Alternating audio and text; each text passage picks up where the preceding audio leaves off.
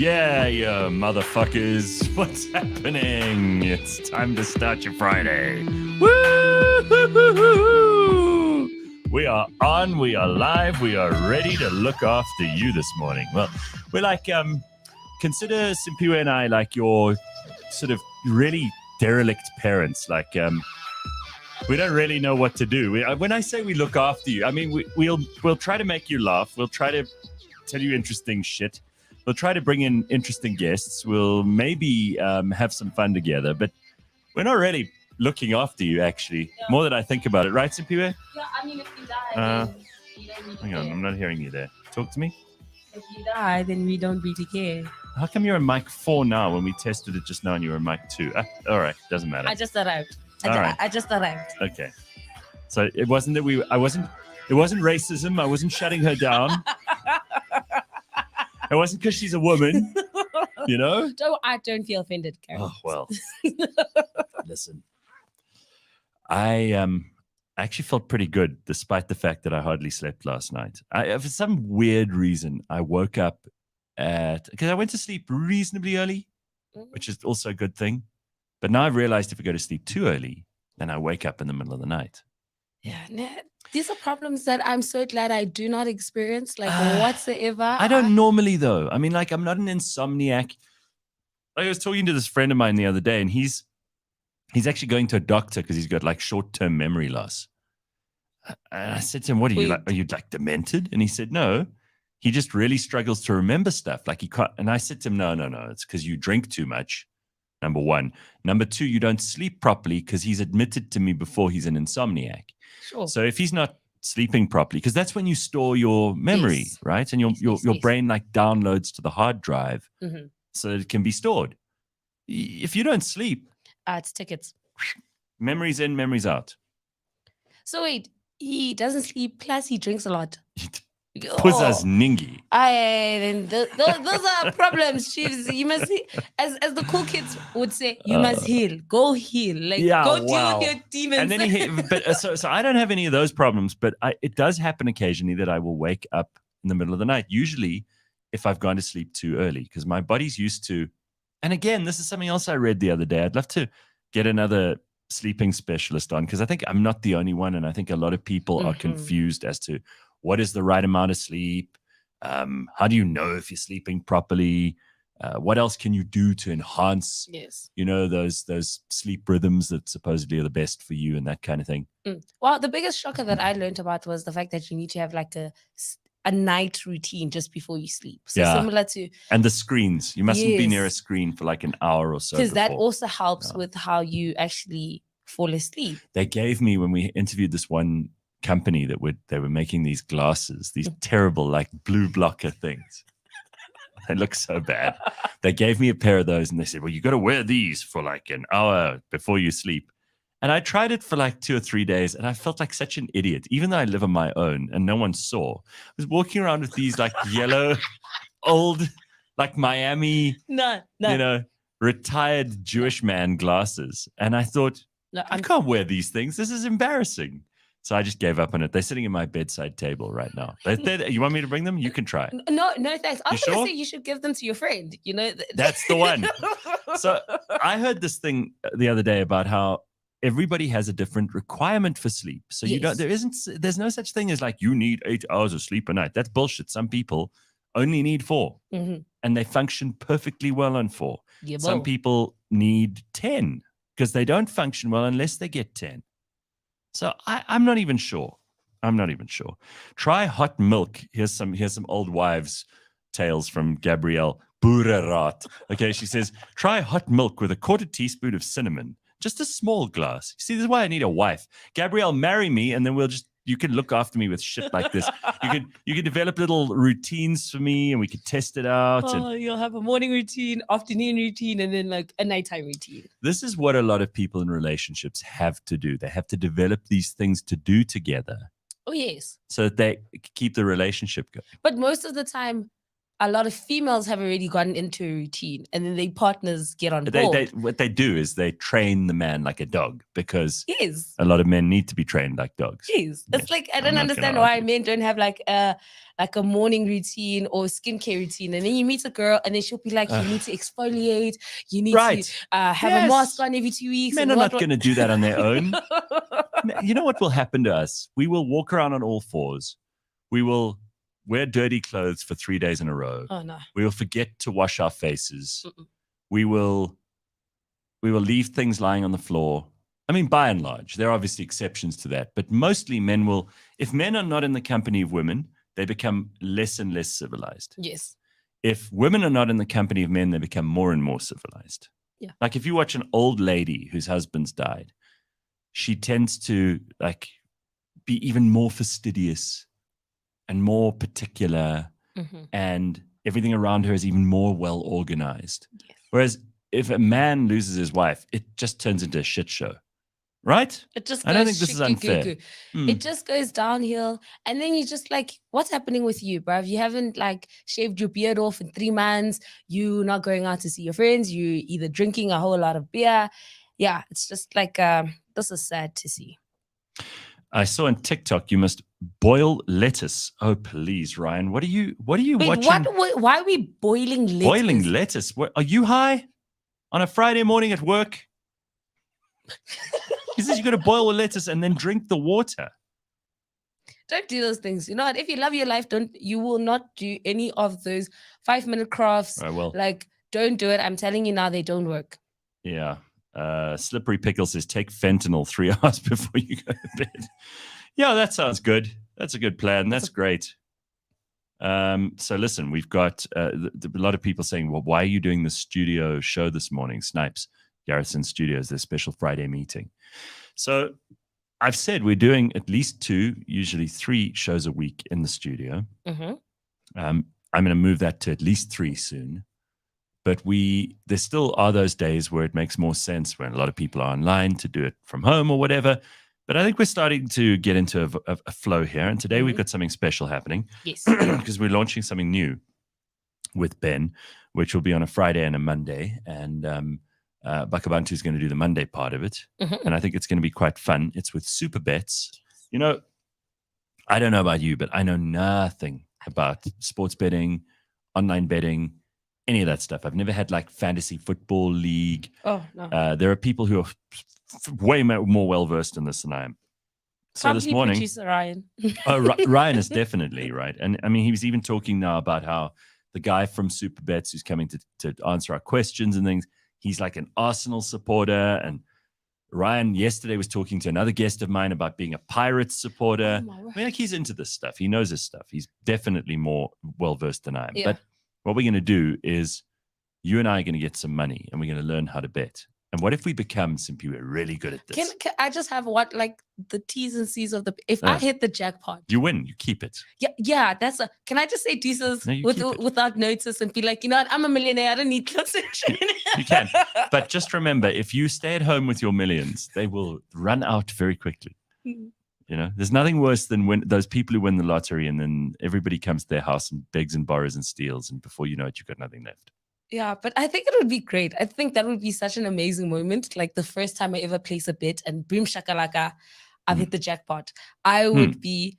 Oh, I'd love it. Sure. I would love it. I would love you to win the jackpot. I would love anyone I know to win the jackpot. I'm sick of strangers winning it. Okay. Yeah. Like, let me show you what to do with the money. Also, test me. I'd love to have some friends who just make a lucky strike. You know how many people I know who are struggling at the moment that would, even if it was 10, maybe 100,000, that would be really nice. You know, a lot of people who could do with that right now. Yeah. I don't know if you saw, there was an article that said like in South Africa, you need to be earning at least 45,000 Rand to live comfortably. Oh my God. Comfortably. I mean, that counts most of us out, right? Yeah. So that 100K, it goes a long way. I mean, that's lasting 2-3 months if you push it. Well, Ricky says it's awesome that you're getting someone in about sports betting. This is one of the biggest sporting weekends of the year. Well, nothing happens by accident. We've timed this perfectly. You want a good night's sleep, Simon says? Easy. Go to the gym and weight train for an hour. Best sleep ever. I've been doing this for a year. plus it's like clockwork. By 21:30, I am out. Okay. Okay. That's good. Sometimes it's a little bit difficult to do gym in the evenings. I usually try and do it in the afternoons. Maybe I must move that later. We'll see. So do you have supper before or after gym? Depending on what you're trying to do, right? Isn't it? If you're trying to gain, then that might influence if you have it before and after. I'm not an expert. I'm just. No, I don't know the answers. Maybe we'll ask Ben. Mapelo says, my mates are so addicted to sports betting, it's not even funny. It's a lot of fun, though. My brother's into it. He loves it. Okay.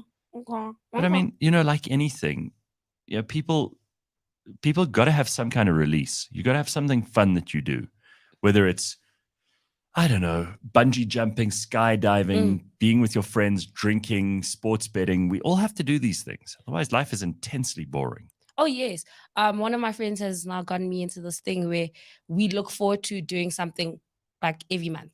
So it doesn't like an matter. Activity schedule. Yes. So it doesn't matter what happens. We can have like the most craziest week, month. Things can go left or right. But there's always something to look forward to, like month end, to say, okay, I'm going bungee jumping this weekend. Or sounds good. Yeah, and it actually helps because what have you done so far this year? Just drink. There's a lot of ambition going on in this group of friends. Like, we should have booked the bungee jump. Oh, well, let's just drink. But I was talking to a friend of mine a couple of weeks ago, and he's like, also he's having a bit of a tough time money wise, and he said to me, "Oh, I haven't gone out, I haven't seen friends, I haven't done anything fun for a while." I said to him, "What you've got to do," and I don't think it's an unkind thing to say, and I also don't think it's particularly bad advice, because you need to almost budget for fun. Yes. Just like you would budget for groceries or for rent or for anything else. Because if you don't, and you for 3, 4, 5 months don't do anything but work and all the serious stuff, you will go crazy. And life is not what are you going to do? So let's say you strike it lucky, and when you're 60, you have millions of rands in the bank. What are you going to do then? Slade, you didn't eat your money. You didn't. No, you didn't. You didn't live in between it. Balance. It's very important. That's what's that old saying? Like, all work and no play makes for a dull boy. That's very true. So you need to also live your life. You're earning money now and again. Spoil yourself, and then it makes it worthwhile. And it also makes you think differently. And I think that's also part of the issue, is that sometimes we can only see the dark big hole in front of us. And then when you plan something different, or you plan a trip to Cape Town, even for the weekend, you start saying, "Oh wow, it does get better." Yeah, it does. And you need those things to just give you a little bit of a jolt of energy and enthusiasm and excitement. And then you push through, and then boom shaka boom, it's a Puza Thursday. The reality is, like, there's a lot of meh going on, and we've spoken about this before on the show. And I think we've got to be careful not to slip into meh. I mean, I popped in at my folks. I mentioned this on the show yesterday with Pumi, and my dad was complaining about the water situation and blah. After he'd had a proper moan for a little while, I just eventually said, you got to stop this, because otherwise I'm not coming to visit anymore. That's good. That's fair enough. And then he did. He stopped, and then he felt better. And the next time we spoke, he was optimistic and happy and looking for things to be smiling about rather than things to be cross about. I like that. One thing I've adopted with my friends is like you're not allowed to cry alone. So when you're feeling down and whatnot, a lot of people tend to just want to isolate. And we're like, nope, if you want to have a vent, talk to me for 5 minutes. But you only have like one chance to vent though about the same thing. So there's like a window period. Yes. Got you. And so you don't, it's all about like experiencing life together. And a lot of the time, especially in this digital age, you just on social media, and then you in your house on your own, and you think, the world is ending tomorrow. So you never talk to anyone. And now you have like this group of friends where you can call, and That's nice of you. You got a good group of friends then. Just hash it out for the. I don't want any of my friends calling me to vent. Just get one, and then afterwards it's like, shut up. Come here and have a drink with me. That's what my response to my friends is. I'll drink with you, and we'll laugh, and I'll make you feel better. But I'm not going to hear your bullshit stories. So listen to this. Snipe says betting kiosks are going to be like Kota venues in SA. Mzansi has drinking and betting the whole week. Well, again, here is somebody who says they've won. I think it was Simon Says. He said, listen to this. I mean, this if he's not bullshitting us, yesterday I collected $50K US. What? A homeless guy bet $1 on 4 games, and for all 8 teams to score in each half makes the odds extra high. So again, this is what we've got to find out from the guys at Supabets a bit later on, because they're going to be sponsoring this new feature on the show, and also then bringing us some sport, which has been sadly and sorely missing from the show for a while, because none of us are experts except Ben, which is great, and Ryan's a kind of expert as well. But we've got to get this into the schedule, make it part of our morning mantra. And speaking of morning mantras, Heidi Dave says, try to behave today, Dave. The bungee ropes and operators find me in good time, and being on a constant emotional roller coaster, having fun is when I get some lonely, quiet time. Okay, well, you see, again, like that's for people who are on the opposite end. They're always like adrenaline. They've got really hectic work. They feel pressure all the time. And for them, the best is to relax and do nothing. Yes. So you've got to budget that, Dave. The rest of us have to budget for fun. Have you signed up for Threads? No, I have not. And it seems like I'm the only one who hasn't signed up to Threads. I have, and I did it because I didn't really care about TikTok, and I probably should have.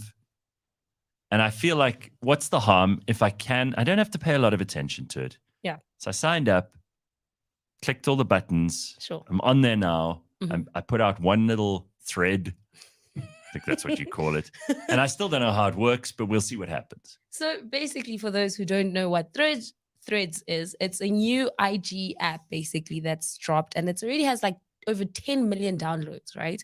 And basically, for you to sign up, you need to have an Instagram account, and it is very much similar to Twitter. You just thread, or you put a thread out there, and in fact, it's so similar to Twitter that Zuckerberg is going to be sued by Elon Musk.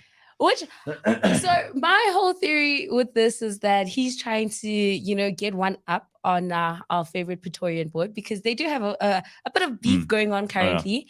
And we know that Mark is famous for stealing other people's ideas. Like, he is famous for doing that. And he decided to just make a ripoff of Twitter.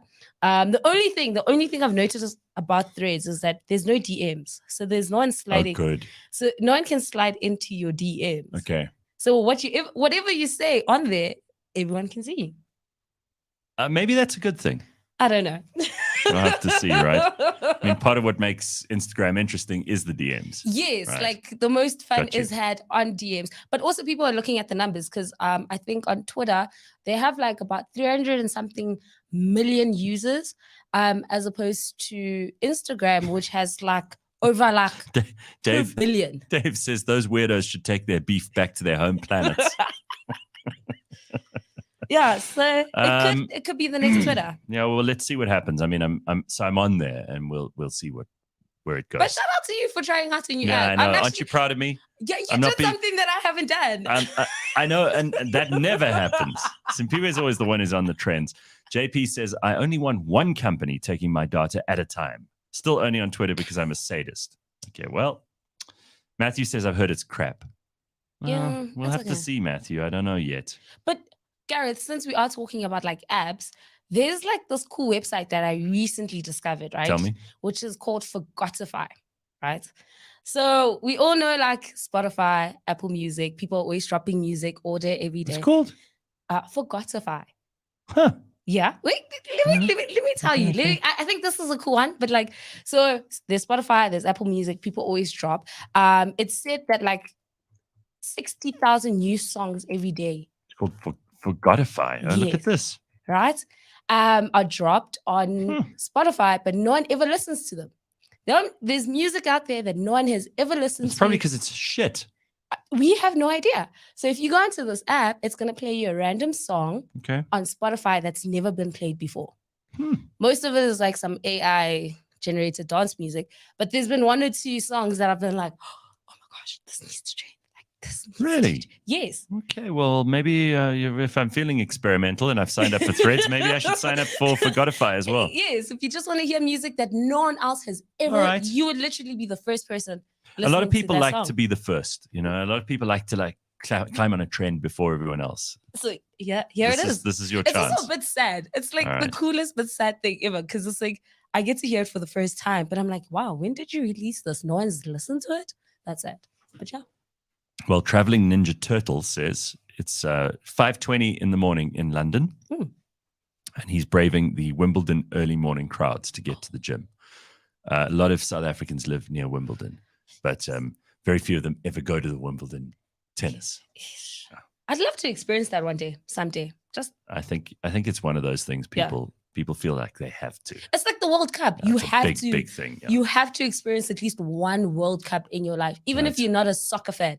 You must just for history's sake, just go. All right, Forgotify and Threads, we're learning a lot already, and we're only a couple of minutes into the show.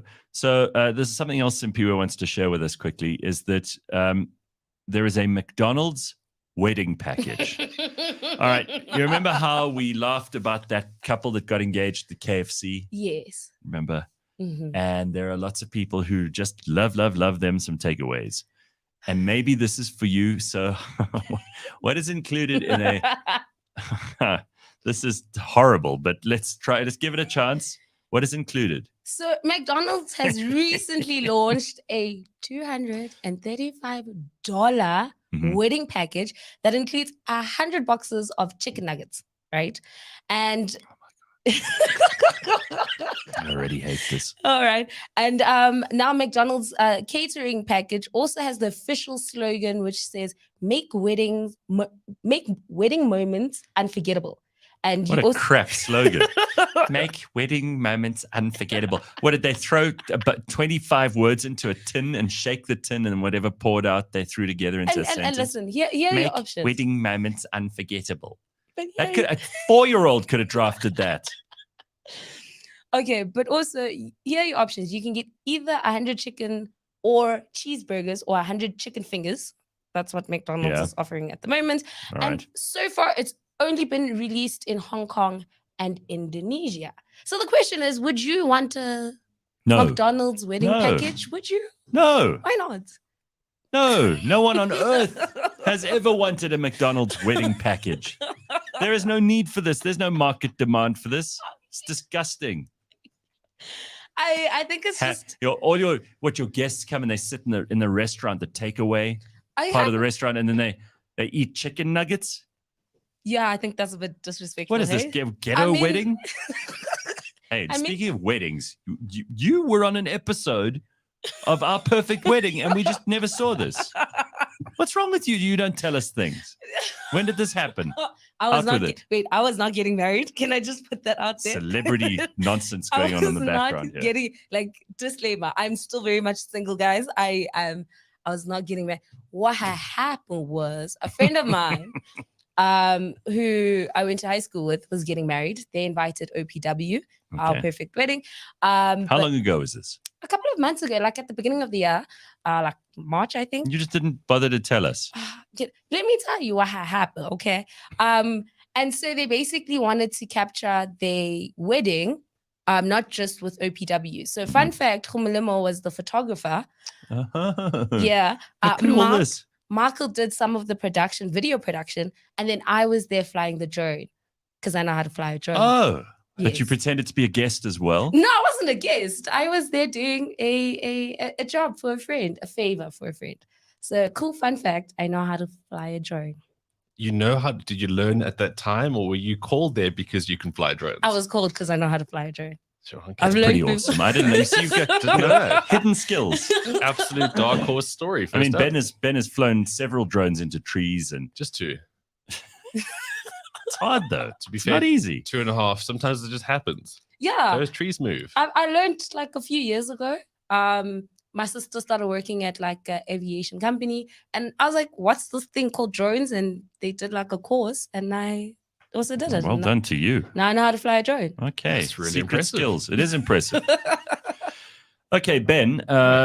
Someone asked already. We've got some question that we need you to solve here this morning. First of all, how are you? I'm slightly under the weather, which is infuriating. How so? Feeling sick, sort of. Yeah, you get these things in July because people are dirty. I've come to realize. Oh, wow. You can do whatever you can for your own health, but you've got to be out in public. And then you touch a railing, you never know. I had to go to San City this week, and then I don't normally go to malls. Malls are filthy. Now look at me. I found. We'll get to your question in a minute. I found something awful. I think I sent it to you on Instagram. This Australian girl who goes to public places to test their toilets. She goes to shit in toilets across Australia. Wow. This is her thing. So she goes, hi, today we're going to take a shit in the Sydney Opera House. And she goes and she says the stall is roomy. They've got plenty of bog roll. It's 2-ply. The lighting is good. I can't believe someone stole my content idea. I like this is her whole thing. This was I going to like be my the channel. flushing. She goes, I like the flushing mechanism. And then she does this like rain dance, river dance type thing. And then she takes a shit. Amazing. But does she film the whole way? She doesn't film the taking of the shit. Does she time-lapse the press? But she rates the lavatory experience. There's worse content out there? I mean, Wow, she has time. Like, what? didn't I send it to you? I don't think so. Okay, well, let me play you the audio. You can look for it yourself. I'll give you the women's. But it's great that Australians are being Australians again. I 'Cause know. They went through a bit of a rocky patch. when Yeah, they were, I feel the same. Yeah. I feel the same. I think that for a long time they also lost their way. They forgot what it was They to be forgot their Australian. identity. Now Yes. this woman's, one bowl at a time. She's reclaiming Australian. Absolutely. So here she is. Listen to this. Come with me to take a shit in Marrickville Library in the inner west of Sydney, Australia. I'm in. Students come here to study, others come here to read or take time out. I came here today because I really needed to take a shit. There's a book for whatever you're interested in here, and I have a feeling that maybe one day you might see a book by me on one of these shelves.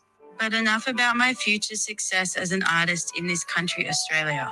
I walked into the toilets to find that there was some toilet paper on the ground, which was pretty disappointing to see. Yeah. The stalls offer a great deal of privacy, but the bog roll is pretty itchy. The soap smelled like my primary school best friend's great auntie Donna. No hand dryers provided. I mean, this was a pretty okay toilet, but no creativity or magic included in this toilet, which kind of sucks. Yeah. Where should I shit next? Come with me. How do you like that? Huh? That is great. I mean, Wait, that really where is. should I That's sit proper next? Australian ingenuity. Where should I shit next? And just when you think content's been I done, know. just when you think there's no more frontiers, And she films herself doing all these things, and she looks like a poor person that takes pride in her poo. she does, and her. You can find her at sez.com.au. sez.com.au. I'm not sure. Well, she failed a bit there because she should have just been at where should I shit next? Yeah. That should have been Well, the she handle. says she puts her pronouns she, her in there. She Mm. says hot tracks and bog vlogs. That's what she does. Inspirational content. Pronouns could have been press and grit teeth. Well, there's a gap for this. Clearly, she's got 40,000 followers. Well, look, I'm intrigued. I might not follow her, but I'm very intrigued. sez.com.au. All her new followers, be sure to let her know that you follow her because I found her, and then she'll come on the show and explain more. What a lovely way to spend a day. And Isn't it? the piano was perfect. I on know, top of it's that. so- It it's was so- a really nice Yeah, texture. beautiful. She's a content creator. All right. Another thing that was on the internet this week that we have to discuss is this terrific clip of a judge. I'm not sure it's in South Africa because he's wearing a wig, No, and that's somewhere further up the continent. we've dispensed with wigs in this Yeah, country. so it's not us.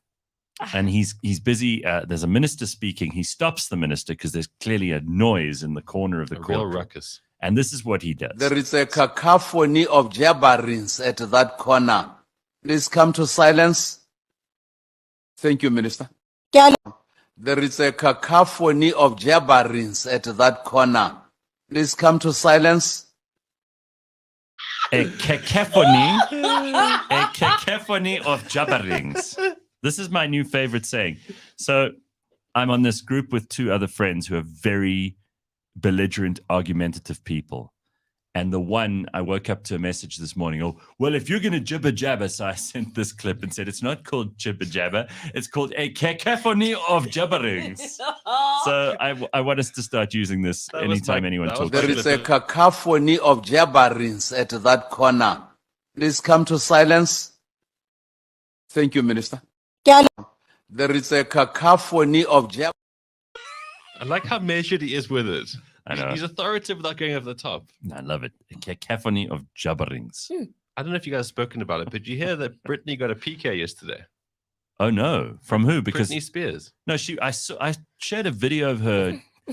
She's clearly on a lot of meth at the moment.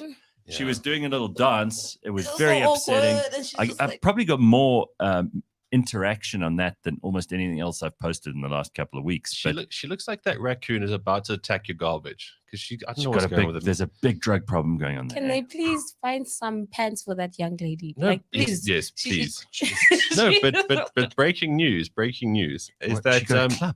she went to go say hi to a friend of hers who's a basketball player, Yes. and then her security. She allowed to drive? I don't know. I don't know how she gets out of the house. Walked, maybe. I don't know. She harassed an Uber driver. That part of the story I do not know. Offered a blowjob for a ride. But she went to go say hi to this guy, and then obviously, I mean, she looks homeless. Yeah. She looks like a cacophony of styles, that none of which are good. Yeah, right. And the security guard slapped her in the face, Wow. just like that. Talk about the final fall from grace. No, that's when security guards are slapping you and you used to be the biggest pop star in the Because world. they just think you're some average harpy. That's where you realize, like, Elvis and Amy Winehouse and all those people who died did the right thing. Well, Kept their this is legend the thing with status drugs, intact. that you forget that you're part of society. You think you're doing Oh, okay, but So bad. you lose all like self-awareness. Mm. And I'm sure she was like Carl Foot. Mm. She's like those chicks in like the East Rond, but like far, okay, where it's always dusty. Even in rainy times, it's dusty. That's what Brittany kind of looks like. Apparently, that's the Speaker of the Botswana Parliament that we were just playing. Oh, The I like Cacophony him. of We like Jabberings. him. I like him very much. I think he can tell Brittany how to live life from here on in. Uncle Potsa says it's Botswana. I can recognize the accent. And then we've clearly inspired some people this morning with says.com.au because Carl dos Santos now wants to start his own channel. He says the toilet at the main library at Wits was the best place to have a cuck. Nice and clean. Marble tops. Marble I was so tops. happy when I found it. See? Yeah, that's what you want, Okay. yeah? You know, it's a good question. Like, where's the best place you've been Oh, I to take don't a think cuck? about, I Home. really don't think Home about is this. the best place. Home. Yeah, home. Anywhere else, no, you're asking for trouble. Well, some people, wherever you need it most is the best place, to be completely honest with you. I mean, if you're turtle heading, the best place is the next place. No, because you know what happens? Sometimes you're going to go to a place, a mall, and then you do your thing, and then the next person has to use it, and it's not smelling all great there. Okay? No, that's horrible. So, Oh. no, at home. Just please, don't. Respect us at home. We've been over this territory. I mean, we even had at Cliff Central an investigation after the one log jam in the bogs. You see? It was a tough time. It was a tough time. Unfortunately, Gord was in the middle of it, for better or worse. Good, whether he will ever admit it or not. Jane has It's a cold case. incontrovertible evidence. It's a cold case now, done. unfortunately. Unfortunately, it's too long. Too much water under the cistern. So I did walk into a conversation while we we're being lavatorial, It's just unlike it. unlike this show. On Saturday last week, I bumped into a couple that I know, and the guy was busy talking to a friend of his who I didn't know, and they were talking about, like, ironically, places that they've had to take an emergency shit. And I reminded them they'd never heard of this term before, but you guys know the upper decker, right? Do you remember what an upper decker is? I've So definitely it's heard a truly of this. atrocious thing you can do to someone you absolutely hate. Often people will do this when they move house and their landlord has been an asshole. Okay, carry on. An upper decker is where you take the lid off the cistern at the top of the yes, toilet okay, yeah. and you do your business into the cistern. You close it up again, and then at least the next 20 flushes are going to be major problems Yeah. until they discover what's actually going on. It's not going to make sense for them. They're going to be like, but I've just flushed.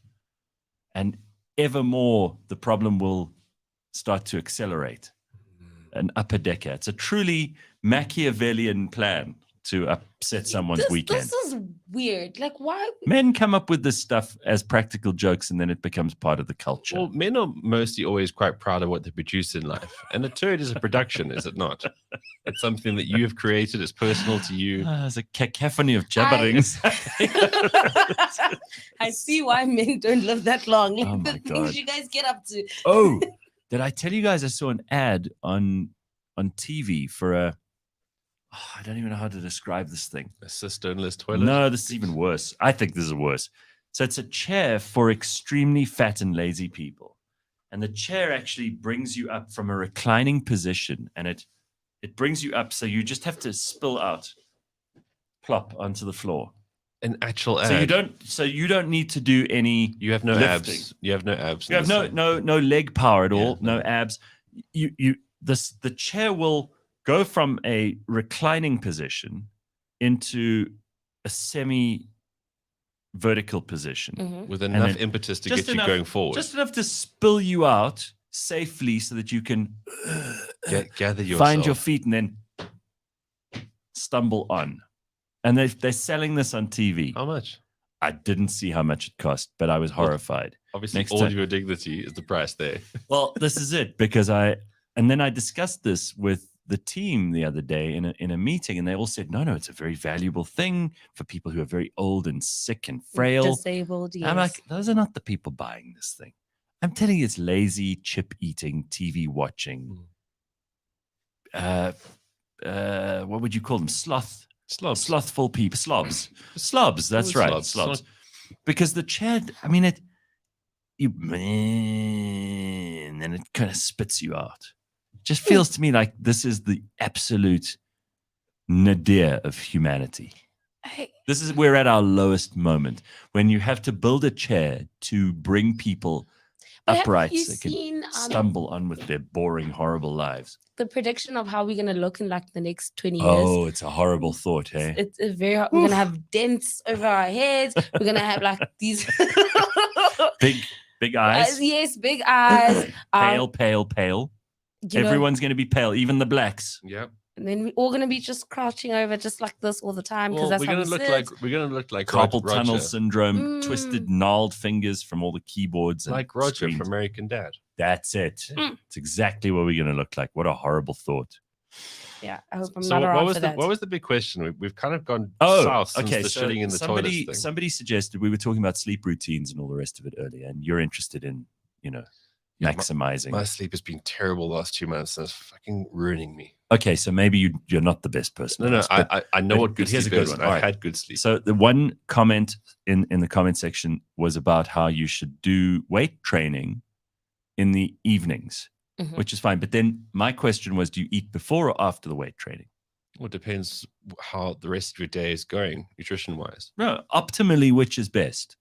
Well, do you go to gym on a full stomach, or do you get back from gym and then eat? No, and then go to sleep? Because it's not good to sleep on a full stomach, surely. You shouldn't really. But again, it goes down to what you have in your time. Like, if you want to be optimal around this, then sure, go to gym in the afternoon, have dinner relatively early.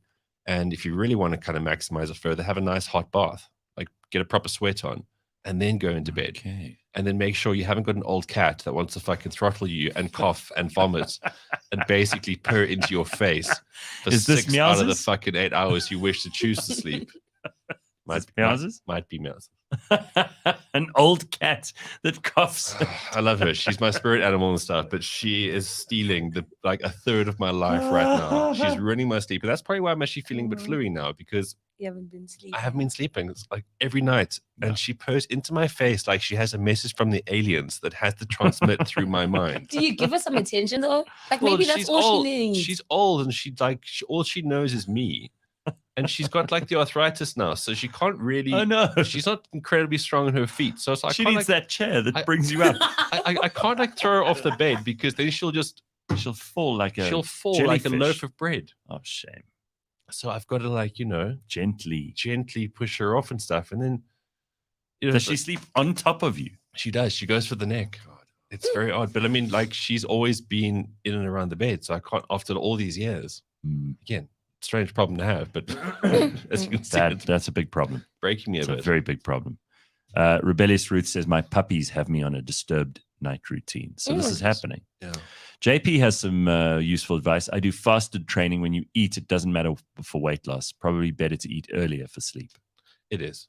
Okay. Well, the thing about you want to get your body in a state where it's not having to work hard. Sure. It's not in some trauma because you've just given it a Gatsby. Just basic little things like this. Right. Apparently, Ben Simphiwe did this street tour of Joburg. You've done a couple of these. You go to these old houses and they give you a tour. And Joburg Heritage Club. That's me. Huh? Oh, you're in this club. Yeah. Okay. So tell me how it works. Well, look, you invited me to one, and I said no, but maybe I should have said yes. It looked like it was quite fun. It's very cool. I mean, look, this is where I am in my life right now. Like, a friend of mine invited me to a wine something, and my preference is to by myself go on a walking tour of the city. And you get people who know the city really well. They all become tour guides. And the city tour I went on Saturday was the Art Deco buildings of the CBD. Oh, nice. And the thing about the CBD, we know it's a toilet, right? Sticking with our initial theme of the show. But because everything's sprawled outwards, none of the buildings actually got redeveloped because there wasn't a demand for the space. So all those buildings that were built in the 30s, they're still there. And some of them obviously have become boarded up slums. But the actual Art Deco and the architecture on those things, it actually remains. Some of them have been bastardized over a little bit here and there. But you can get, it's almost like a time warp. And these guys take you around. And for 2 hours, we walked around. No one tried to mug you at knife point or anything. There was like 40 of us. 40, okay. So you could have put up a good fight. 40 whites walking around. Oh, it was all whites? And everyone's like, oh my gosh, and everyone thought that we were obviously foreigners from another country because why would you walk around a city? Especially the Joburg CBD. And it was cool, but like those buildings are fascinating. Yes. Like, it's just, there was so much going on from the 30s onwards. And I learned what Art Deco. Are you the youngest person in this club? Generally, no. Yeah, but there were actually younger people this time around. But you started the Ranch Club. You go there, you have lunch if you choose, and then you walk around. And nice. We walked like, I don't know, 10, 12 blocks, whatever it was. But I learned what Art Deco stuff was. And you see, because basically when King Tutankhamun's tomb was discovered, the world went batshit for this stuff. Yeah. Very in vogue. Yes. Oh, yeah. And yeah. So you look at buildings and they were always trying to make them grander than they were. So all the lines going up into the sky. I want to do this. Well, I'm going again in 2 weeks' time. Simphiwe, you must go. 2 weeks' time, So I'm I've doing done it. something similar. I think it was with the Red City Bus tour. That's also amazing. Yeah, and then we went inside Joburg CBD, and I've always taken taxis, so I've kind of been like, I know Joburg. What are you going to teach me? No, you see stuff you'll never see normally. And then it was like this, like learning of like the buildings and whatnot. I was like, oh shucks, like we actually have an incredible rich culture or history when it comes to like Joburg CBD, and there are some decent spots like the culinary school, and then there's like this library, and everything is just like a walk away from everything. And I was like, oh okay, I'll come back. So this sounds even better. There is so much in there. It kind of makes you mad again at government because they didn't give a shit. And Gauteng government have now become owners of so many of these buildings, and they've done absolute jack shit with them other than let them just keep dying. Yeah. But there's some really, really amazing stories there, like how some people are still running businesses and people are living there, getting on their life. And there are parts of the CBD that have been kind of revived, but Yeah. the huge swathes of it that just gone to shit, really. But it's just cool looking at that time in the world, we were like, this country had the best of things because there was all this money and people were designing these things. And like, it's just, we live in a place of absolute, like mediocrity now. I don't want to see that kind of stuff. Is just. I don't want to spiral into one of my rage filled. No. Well, that's what it touches on for me as well. Architecture is so ugly and uninspiring and unartistic and unthoughtful at the moment. It is just dreary. And I'm gonna say this, even though I have friends who are architects, and I'm sure some of them are doing the best they can. And you've got budgets now, so you've got to try and do the most with whatever money you've got. Yeah. And that means often the cheapest materials. It means creating the most space, doing whatever is required for function rather than for form. Making a sandwich. Correct. So you see building these terms, you're making a ugly sandwich. metal and glass. No one works with stone anymore. Nobody makes beautiful windows or doors. Everything is like cheap and nasty, and whatever you can get for the lowest price. And so exactly, it's all these really shoddy materials. There's no eye for detail, no care taken on any aspect of these buildings. And honestly, I think that there hasn't been, I'm going to get into so much trouble here because they're architecture students who've been raised by their lecturers who were raised on Bauhaus and Art Deco and fucking ugly shit like that. Thought the Pompidou Center was something nice to look at. No, that's a disaster. But if you look at any building built before 1930, because I don't like Art Deco, the stuff you saw, anything before 1930, they took trouble and time to build these buildings, especially civic architecture. Well, I'm talking about neoclassicism and all of that sort of stuff. I know a lot of people you say it's very old school, very traditional, but if you look at courthouses, public administration buildings, public squares, the kinds of spaces that were created for a city or a town that were impressive and had some gravitas. There is no modern building built after 1930 that can even come close to any of that stuff. It just doesn't. It is all shit, in my opinion. All of it. Function over form. Yeah. So now my rant is over. But I needed to get that off if you my can chest. go on these tours, I mean they're pretty easy to go on to. But like we ended off at that Rissik Street post office. Oh yeah. And you stand there, you got the town hall behind you, you got this amazing gutted post office in front of you. And to your point, I mean, it's like it still looks like still beautiful. There's real presence. It's a beautiful place to be. And it's just been left to shit. Yeah. And then there's a building next to it that was built by NBS back in the day, and it was dubbed the building with 1,000 assholes because they've got all these circles on the outside of the facade, and it's just this big concrete building with 1,000 assholes. So you have like absolute beauty behind behind that you. Australian chick would think coming there to take a shit. She would be the first. That would be the first place. Yeah. So I'm doing it again next weekend. There's a tour of all the banks and building societies. Oh wow! It starts in Gandhi Square. Some of those banks are beautiful buildings. Yeah. You know, and they have features, like they'll have a round corner, for example, instead of just a corner, and they'll have beautiful windows that are slightly taller than the normal. It's like the window. building tells a story on its Yeah, own. exactly. Well, it had to show security, strength, wealth, and all those kind of things. So a lot of the bases were very bold, a lot of like stone structures, entrance lobbies, that kind of stuff. And it was built with a purpose. It was like, we are strong, we are a bank. Yeah. You can leave your money here and it'll be safe. Right. They had to look impressive from the outside. Imagine going into a Tuscan complex and having that sort of like interest in a bank. One of those SummerCon developments. Beautiful. So lovely. All look the same.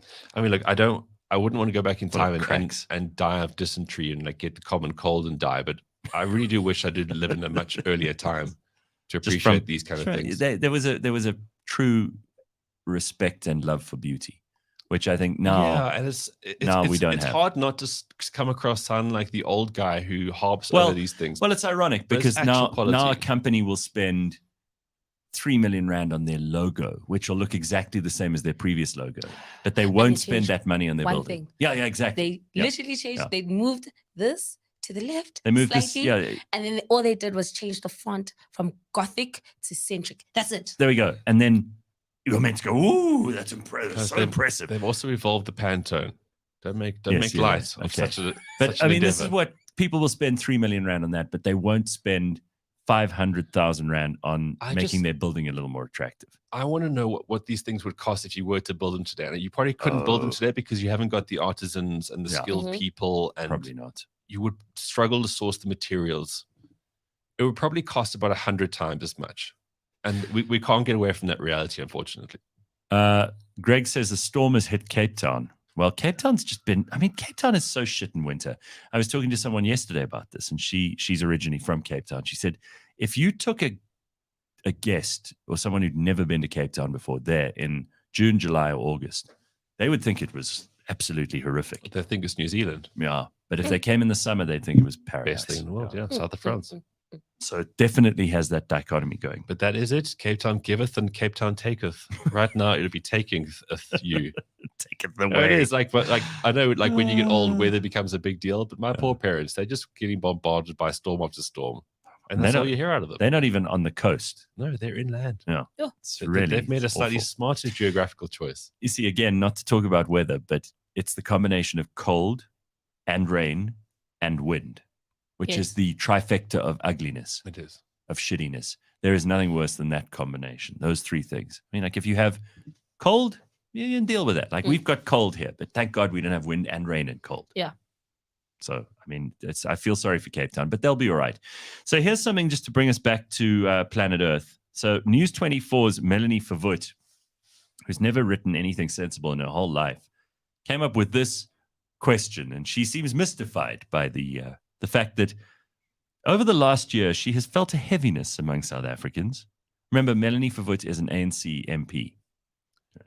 She's completely confused. She says she's felt a heaviness among South Africans. She examines why Scandinavian countries, which despite being in almost total darkness for many months of the year, score higher than South Africa in the World's Happiness Index. Oh. Has this woman been in total darkness her whole life? Yeah, she's very, very stupid and confused because Melanie, the answer is quite simply that the party that you've been working for, and even the news organization that you work for at News 24 and occasionally write for, are both probably the biggest contributors to the misery of South Africa today.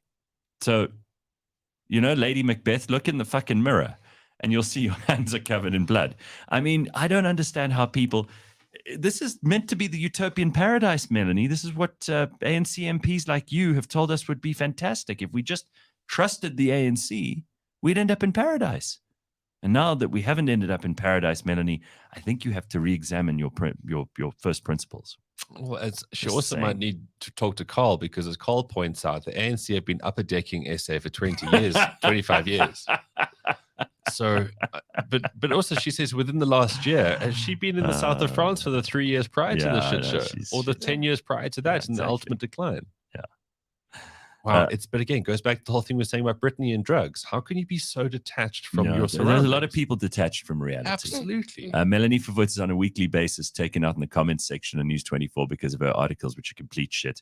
Yes, and she deserves it. And I don't know why they keep getting her to write, unless it's just that they're trolling her. You think they're trolling her? It's because her last name is Verwoerd, and therefore it's eye-catching. Oh, I think so. But not anymore, really. Is it? That is the level of journalism here, Gareth. That is it. But just that post, I was in a great mood, and then she just went. Yeah, but you mustn't let Demi idiots down at me. Like, it's like. I have only read one the thing room. to say. There is a cacophony of jabberings at that corner. Please come to silence.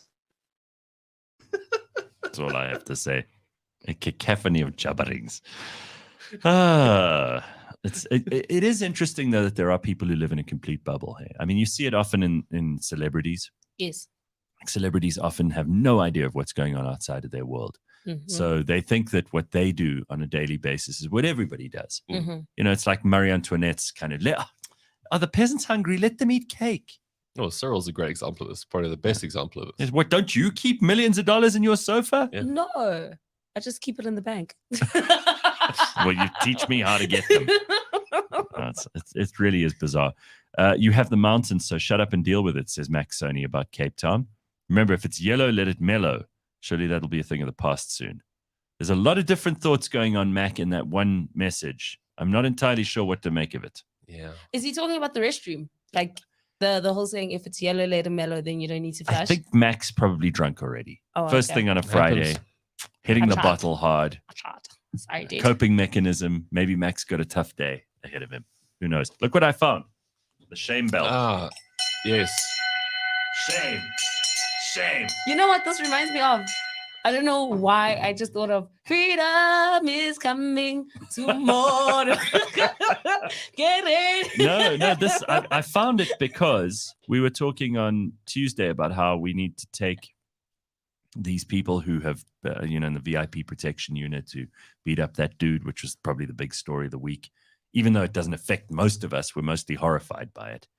And I still think shame, which we broke it on this show ages ago, shame needs to come back and in a very public way. Instead of wasting money on putting people into jail or processing them through the courts, if they've done something really horrific and embarrassing and corrupt, make them go all the way down Constitution Hill, crowds of people on either side, ring the shame bell behind them, and we throw fruit. Yeah. And they must be naked. It's got to be embarrassing. They've got to get to the end of it and have no dignity left and have to crawl into a corner and weep quietly to themselves and reevaluate their lives and then try to re-enter society in a positive, meaningful way. And that's why I found the shame bell, because we're going to start this movement. I'm telling you, this thing's going to be ringing up every Friday. But it should be. Straight after the show, we'll go for the shame bell. And then it'll be like Pavlov's dog. Before you do anything, you'll hear the bell. You'll hear and the go, bell. Hang on. Oh, shit, I mustn't steal. That mustn't be me now. Yeah, better not do this. Programming, guys. We've got to program ourselves. Society, that is. I think we're fine. We're not going to be shameless. Oh, shame. We must find out how Leanne, she had a hip operation this week. Oh, she's at that age, huh? Yeah. She had a hip operation, and we got to find out how she's doing. Is that because she fell, or no? She's got some. It's Leanne. She's just It's Leanne. I don't know how to say it. Yeah, I don't want to sound mean, but it's Leanne. What are we going to do about it? All right, we're going to take a quick break. And when we come back, we got a whole lot more. Plus, we're introducing something brand new for your Friday morning. We've also got George Mienie joining us a little later on. And a guest popping by to explain to us how sports betting works, because we're going to be starting some sport again on the show. And Simphiwe has an IQ test for us. Yeah, boo. A simple test we can do to see how clever or stupid we are. So get ready to find yourself wanting or be very impressed with yourself in the next couple of minutes. Up next in the AutoTrader podcast. One of the things that people have kind of spotlighted the most is that there's just there's certain issues that have come with kind of the infotainment systems that are on the market right now.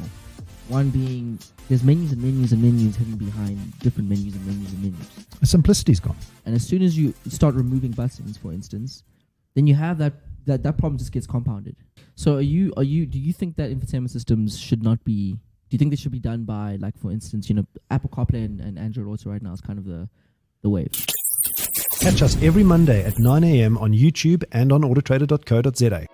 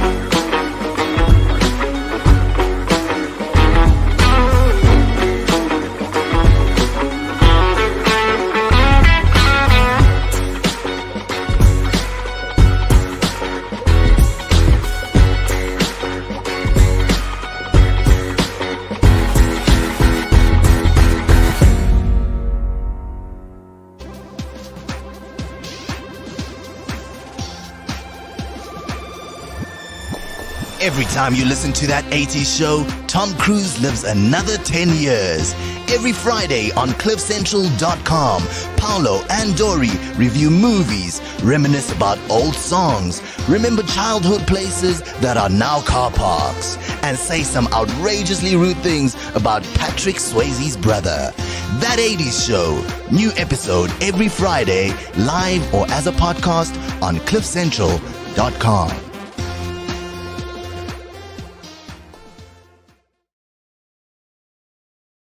All right, it's all happening on a Friday morning.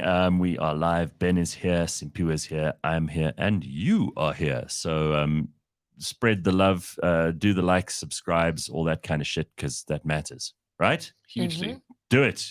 Ben, you understand these things. Yeah, it helps with the algorithm and brings strangers to you to become friends. Which is all anyone ever wanted, is strangers as friends. Yeah. Have you guys spoken about that Instagram threads thing?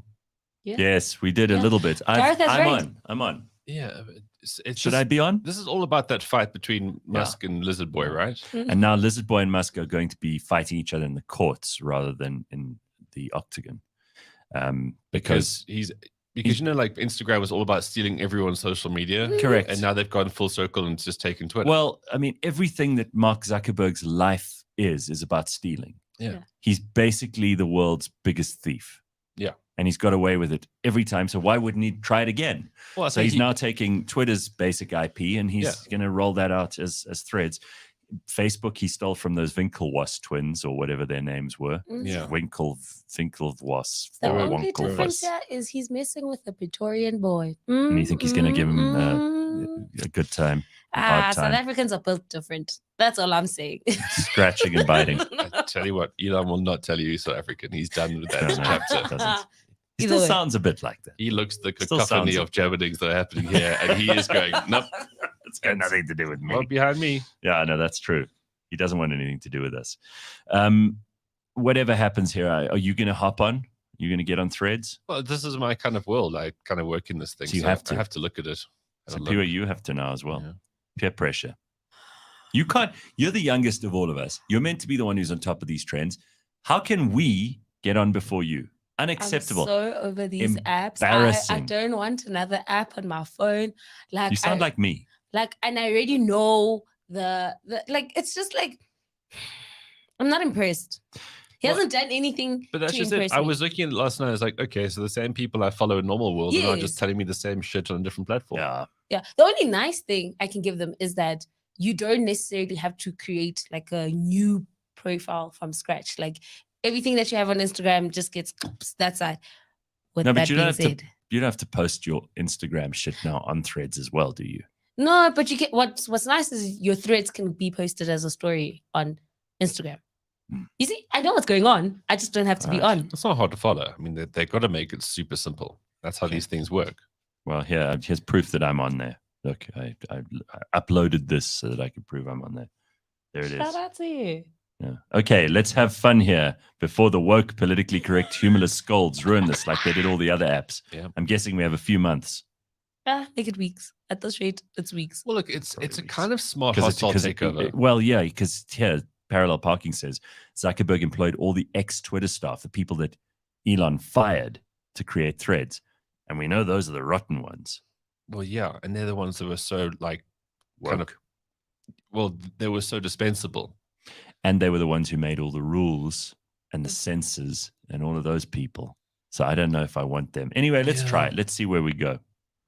All right. A couple of people who want to talk about Threads, but I think we must move on to other things. Simphiwe's got an IQ test for us. Everybody take part in this morning. Yes, I've We'll never see how done one clever of you are. these. All right, let's go. So how I discovered this. Remember, Simphiwe's tests up to now have been absolute bullshit Yeah, about the yes. length of your middle toe. And so my hopes are not high, but go ahead. how I discovered this particular IQ test was on Twitter. It was trending. All right. Uh-huh. It had everyone in a chokehold because Yeah, everyone. but I mean, on Twitter, you throw a piece of raw meat into the street. It's the same thing. Yeah, right. So the question is, what is the closest time to midnight? And there's 4 options. Mhm. What are your options? A, 11:55 a.m. B, 12:06 a.m. C, 11:50 a.m. or D, 12:03 a.m. So the question is, what is the closest time to midnight? 12:03 a.m. Ben? Sorry, I kind of zoned out. You would be so shit at this. Ben has a very low IQ. Try again.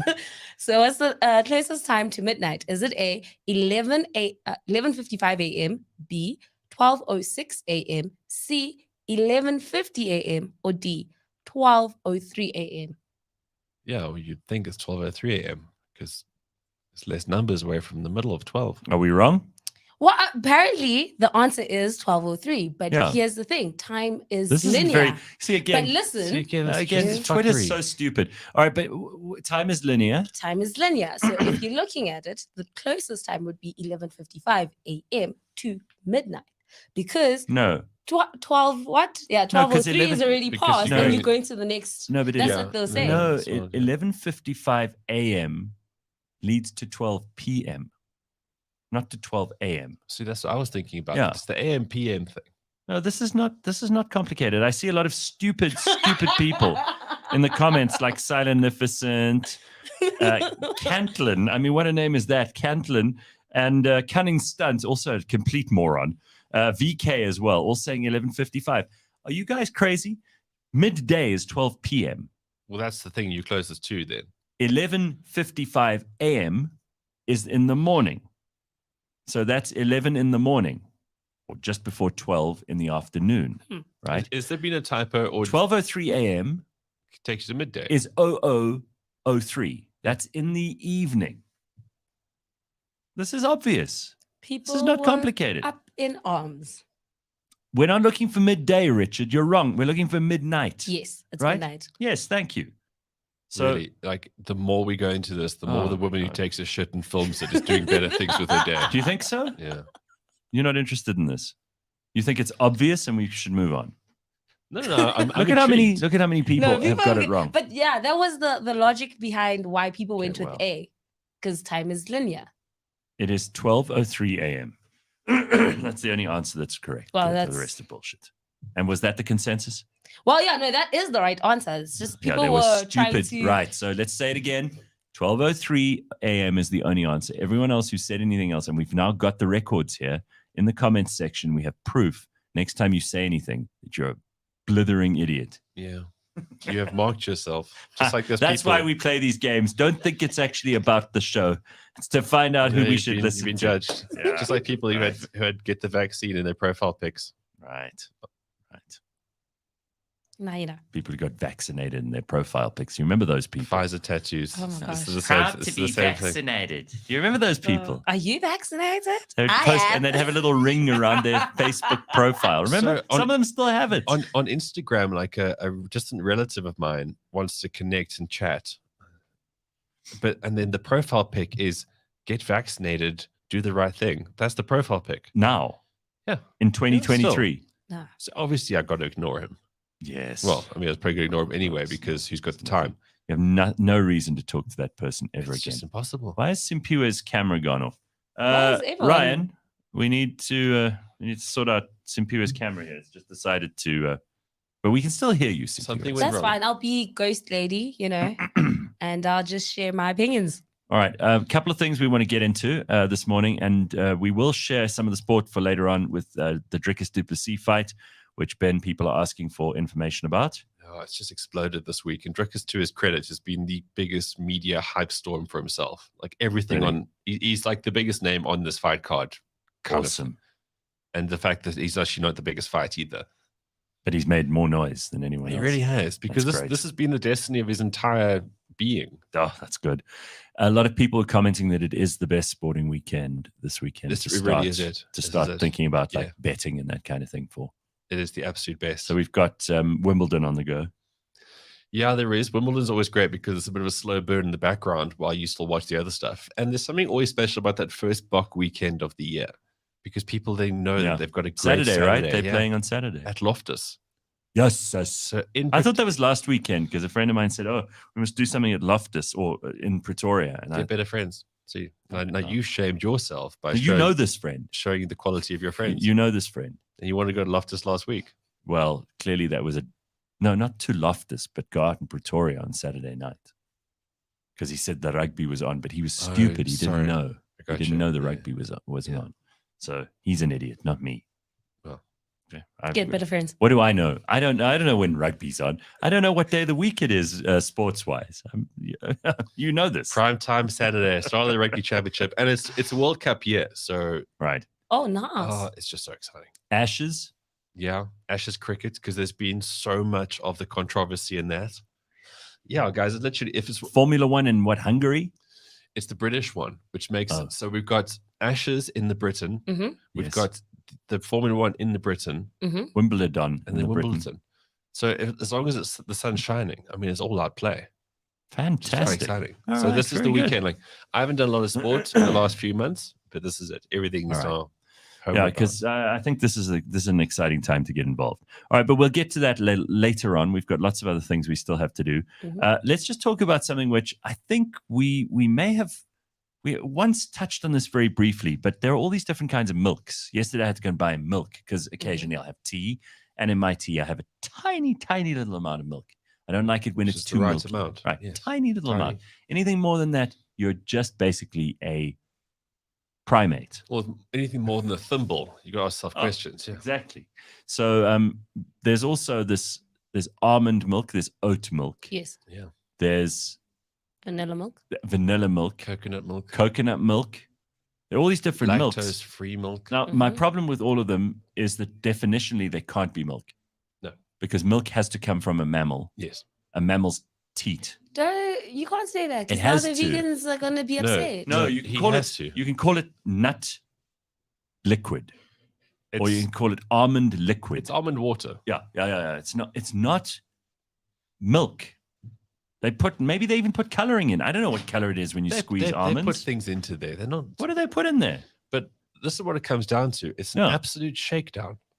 So what is the big story here? The price of this stuff is outrageous. So you can go buy a liter of this tomfoolery for what, 40 rand, whatever it is, okay?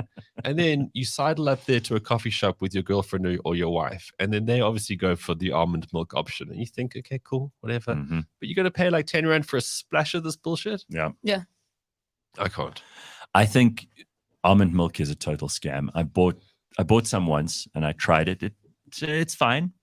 It's supposedly more healthy for you, right? It changes the color and it will soften the blow of, say, a strong coffee. Right. Okay. But the price is exorbitant. And then it sits in your fridge. I'm not sure whether it goes off or not. I have no idea. It lasts pretty long. And It lasts a long time. I'm all for trying to sell people stuff because there's demand. But you're buying a liter for 40 rand and you're giving like a splash for 10. Mm-hmm. That's a crime. It's an actual crime. Ever tried almond or oat milk? I've tried almond milk. It was nice, but it's not for me. I think I saw the price. What is the main reason people go for these well, some inverted commas milks some people that are not real milk? Have vegans. It's the vegans and it's the people with IBS. I mean, it's not a great story the way they go for this. I thought there'd be a more sexy reason. No, like, it's vegans. healthy. They want everything. They will give you like vegan bacon and you're like, what the hell is that? They'll give you vegan meat and you're like, this doesn't make sense. Like, I have a problem with you. You can't use the word bacon if it isn't meat from a pig. You just can't. It's like champagne and port and those things. It's from the place. There's a name. The name's got to mean something. I'll tell the vegans that. Well, they've got to stop. You can't tell vegans this lying. You can't tell them a damn thing. It's the lying that hurts me so much. Wow. All right. A couple of news stories that we didn't get to, and just tell me if you want to hear any more about this. But hysterical woman threatens to get off a plane after seeing a passenger who she claims is not real. Do you want to know anything about that? She doesn't sound real. No, but this is a real woman. I saw the clip. You saw the clip? All right, I laughed. But the only thing that I reckon would make this interesting is that this all happened in, what was it? Let me just see here quickly. She got off the plane. She started going crazy. Mm-hmm. She says, "What you all doing about this?" You hear this unidentified woman yelling, "I'm telling you, I'm getting the fuck off. And there's a reason why I'm getting the fuck off. And everyone can either believe it or they can not believe it. I don't give two." She's just foul-mouthed all the way. But I'm telling you right now, that fucker back there is not real. Then she points to the back of the plane. At this point, most of the passengers turn their heads to see what she's so freaked out about. "You can sit on this plane. You can die with them or not. I'm not going to," she says, as she's seen walking away. As she walks off, you can hear one of the passengers say, "Bye." That's what made it so a busy funny. week for Brittany, huh? Again, these drug addicts are a serious problem. Yeah. And I want to know what she thought. If they were in the air, did she think she could just walk out of the door? Oh, yes, of course. She's a full-on Karen. Like, it must go her way or the highway. Okay, she's on the meth. She must get off the meth. Yeah. She should rather go to oat milk or almond milk. I think what we learned today so far on the show is that, taking videos of where you go poo-poo, creative, meth bad. Yeah, meth bad. Yeah. Who would have thought? All right, it is time to introduce something truly useful back into the Friday show, because we've become a nonsense show. And we started talking about nonsense at 6 a.m. and we have not stopped. So it is time to reform and take an opportunity to be better. We're going to talk to Bavu Mpama, who is the Product and Business Development Manager at Supabets. And the reason we're going to talk to him is because sports betting, especially on a weekend like this, which Ben has already told us is a great sporting weekend to start off on, is a big deal. I've got so many friends. My brother does it. Ryan does it here. There are lots and lots of people who do this. So it's a great pleasure to welcome Bavu to the show. Let's just get him on the cam here. Let me just see if I can do this. And there he is. Look at him. Hey, Bavu, how are you? It's nice to see you, man. Good. You too. Good. And Thanks good to for have you here. having me. All right. So listen, we've got lots of questions for you. Simphiwe's got questions. Ben has got questions. So do I. Let's just talk through what Supabets is. You guys are a sports betting company, or do you do other stuff as well? So that's where we originate from, so to say. But no, we're not just sports betting. We offer lotto, we offer casino as well, which is I mean, that market has grown significantly. So no, we're not just a sports betting company, but that is one of our biggest markets. And traditionally in the South African market, it's one of the biggest. So I said it's big among people that I know, but how big is sports betting in South Africa? So these are actually stats from the gambling regulations. Okay. Sports betting actually, out of the 34.4 billion in revenue that is generated from gambling, sports betting accounts for 49.9% of that. Good heavens. Did you know that, Simphiwe? No, that's a lot. That's an enormous amount of money. So Sure. I didn't think it would be, it's half, right? Half of all the betting is on Pretty sport. much. But what I would say will probably, when they update the stats, which will happen soon, we will probably see casino take a much larger chunk of that market share. Now, has that been increasing over the last few years in South Africa, or has it stayed the same? Or? It's actually, the gambling revenue has increased by over 20%. Which is in the amazing last because year. the economy hasn't grown. Correct. But people are obviously looking for a way to make some money, and they're looking for things that they can do that will make them an instant winner. And this is one of the things they've discovered. And obviously some people are just chance takers, but some people have calculated bets when it comes to sport. Well, there's so many connection points within that. It's the Yeah. sports you know or the sports you want to be involved in too. Mm-hmm. All right. Well, I mean, there are lots of questions here. Are all sports covered on the platform? What do you guys Pretty deal much in? almost all sports. So at Supabets, I mean, we have one of the largest sports offerings. We have over 23 different types of sports that you can punt on. Mm-hmm. And yeah, that'll put us What's up there the with- what are the categories that are at the lower end of the interest? Because I'm sure people are spending a lot of money on soccer, rugby, cricket, correct, tennis, even. But what's down at the bottom? You'll see Rowing. Netball, maybe? There is netball. Netball. But I Wow. mean, like, that is one of the lower Yeah. markets. But I mean, there's badminton. There's You get good odds on a badminton match? Gareth, stay away from it. I'll lose money. Stay I away will lose from money. it. Okay, but what we're going to do is the three of us, Ben and Simphiwe and I, are actually going to get some money and we're going to put it in, and we're going to do this ourselves. So we're going to test it out ourselves. Obviously, Ben will win because he knows so no, much. that's where you're wrong. It's not obvious. Am I? I will be the most enthusiastic person. The outcome is not guaranteed, though. All right. I'm just going to ask, like with badminton and those kind of things, because I always look at these sites. Like I'm on the site right now, and you go through this, and there's things that I know about. But then you offer things like handball. Like, where do you get the market? Is this like do you have a team that just watches the world, or are there various things that you tap into tech-wise? Wow, I love that. I love that you're asking me that, because I don't think people realize just how layered gambling is. Absolutely. Gambling is literally just plug-in after plug-in after plug-in. So you're telling me that handball thing is if someone in a football match touches a ball with their hand and they've bet that that'll happen in the first half. Well, no. There are odds for that. That's a very specific thing you're going for here, Gareth. That, look, every bet will have like the outcome and there'll be more markets. So maybe it'll be about like top scorer for this person or whatever it is. Sure. It's not going to be down to the point of when does someone tie a shoelace. I mean, there's levels here. But I mean, like Serbia are taking on Hungary. I tell you what, Hungary have got zero chance here. They are, sorry, Serbia have got very little chance here. They're 14.75, which means they're going to lose. But someone has to know all these kind of things, as you say, the endless plugins. All right. So how does it actually work? How much money do you have to put in for this to be a worthwhile pursuit? Because if it's 10 Rand, I mean, you're not really invested in that.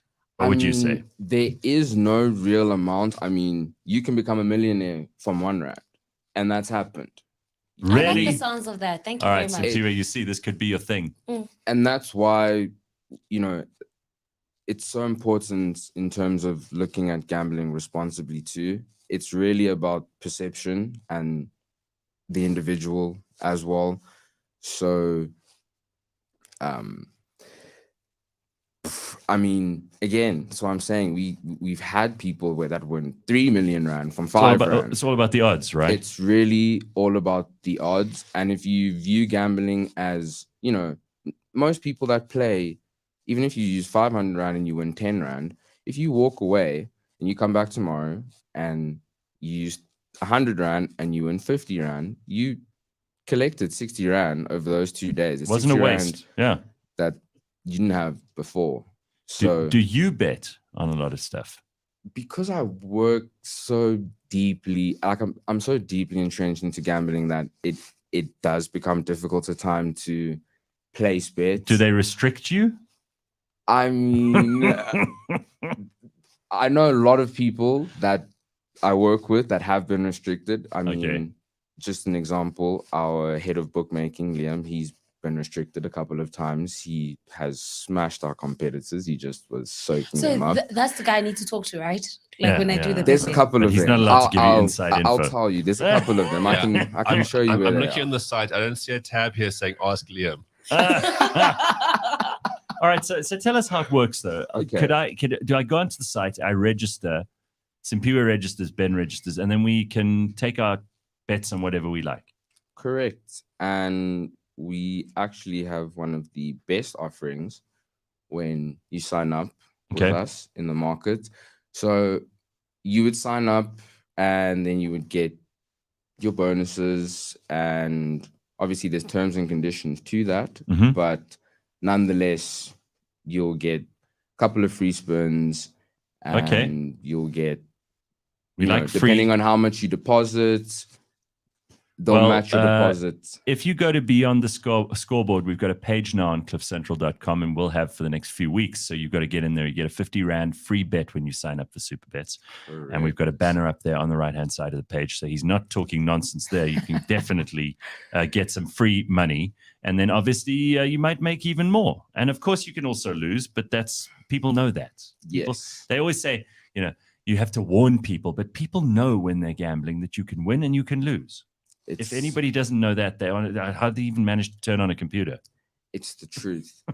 But I mean, and Gareth, just going back to just to give you guys some insight as to how the feeds come in. Yeah. You know, you were asking, does someone stand there and record? No. But you'll have, like, call it in our instance, most of us across South Africa would plug into a sports radar, a bet radar. They provide you with the feed, Right. and that's where the bookmakers come in, and they then adjust the odds.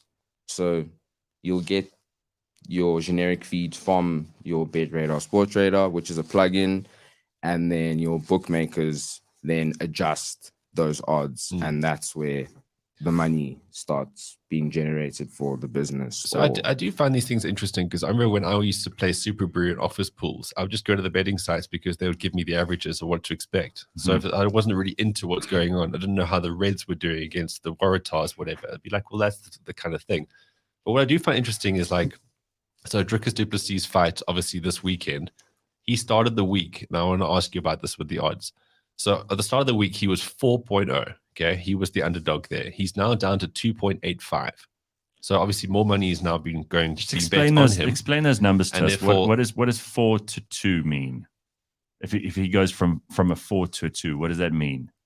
So his odds are shortening essentially. Correct. Okay, but do you want to? Yeah, Ben clearly knows about it. No. Can we talk about this? I think we might have something. You explain it because if he screws up, he's gonna really screw it up. So you tell me what it means. I like how he's done that because, I mean, it's really, if you want to get really technical, it is technical. So, I mean, for a novice, that is the perfect way. So if it's a big number, if they give you odds that seem... The higher the odds... The unlikelier. The unlikelier. The less, maybe the less people are thinking that person will do well. Correct. Or the market. But that's also where you can win big, because if you bet while the odds are long, then that's when you make greater winnings.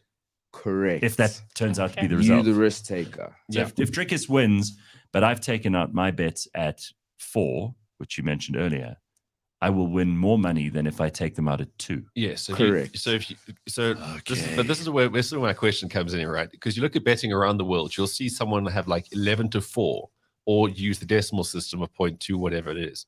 Why isn't that standardized? Because if you go into the UFC, you'll see DraftKings or whoever their official supplier is, and they'll do their own thing. Why is it not standardized? So some people look at the odds differently, and even when you go onto the site, you can actually choose how you want to view your odds. Right.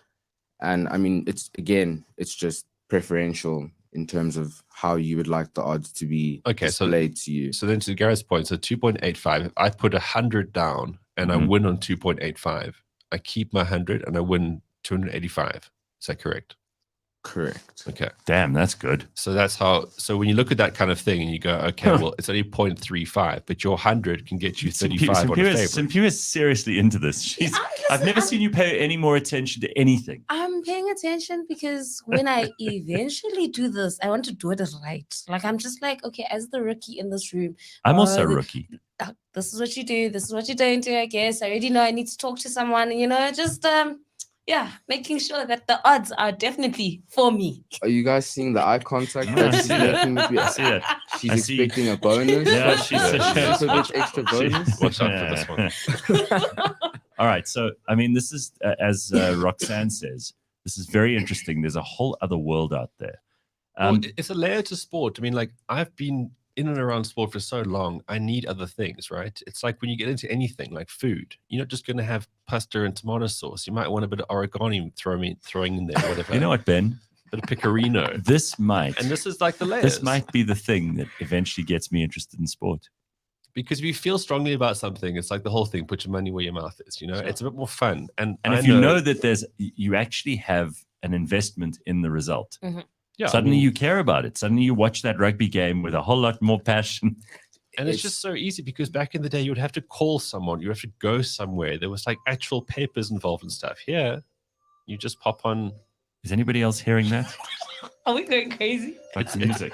It's my backing track for when I make a good point. Okay. All right. I don't know where that came. There was like magic music coming out of somewhere. I don't know where the hell that came from. It's the money being generated from the gambling.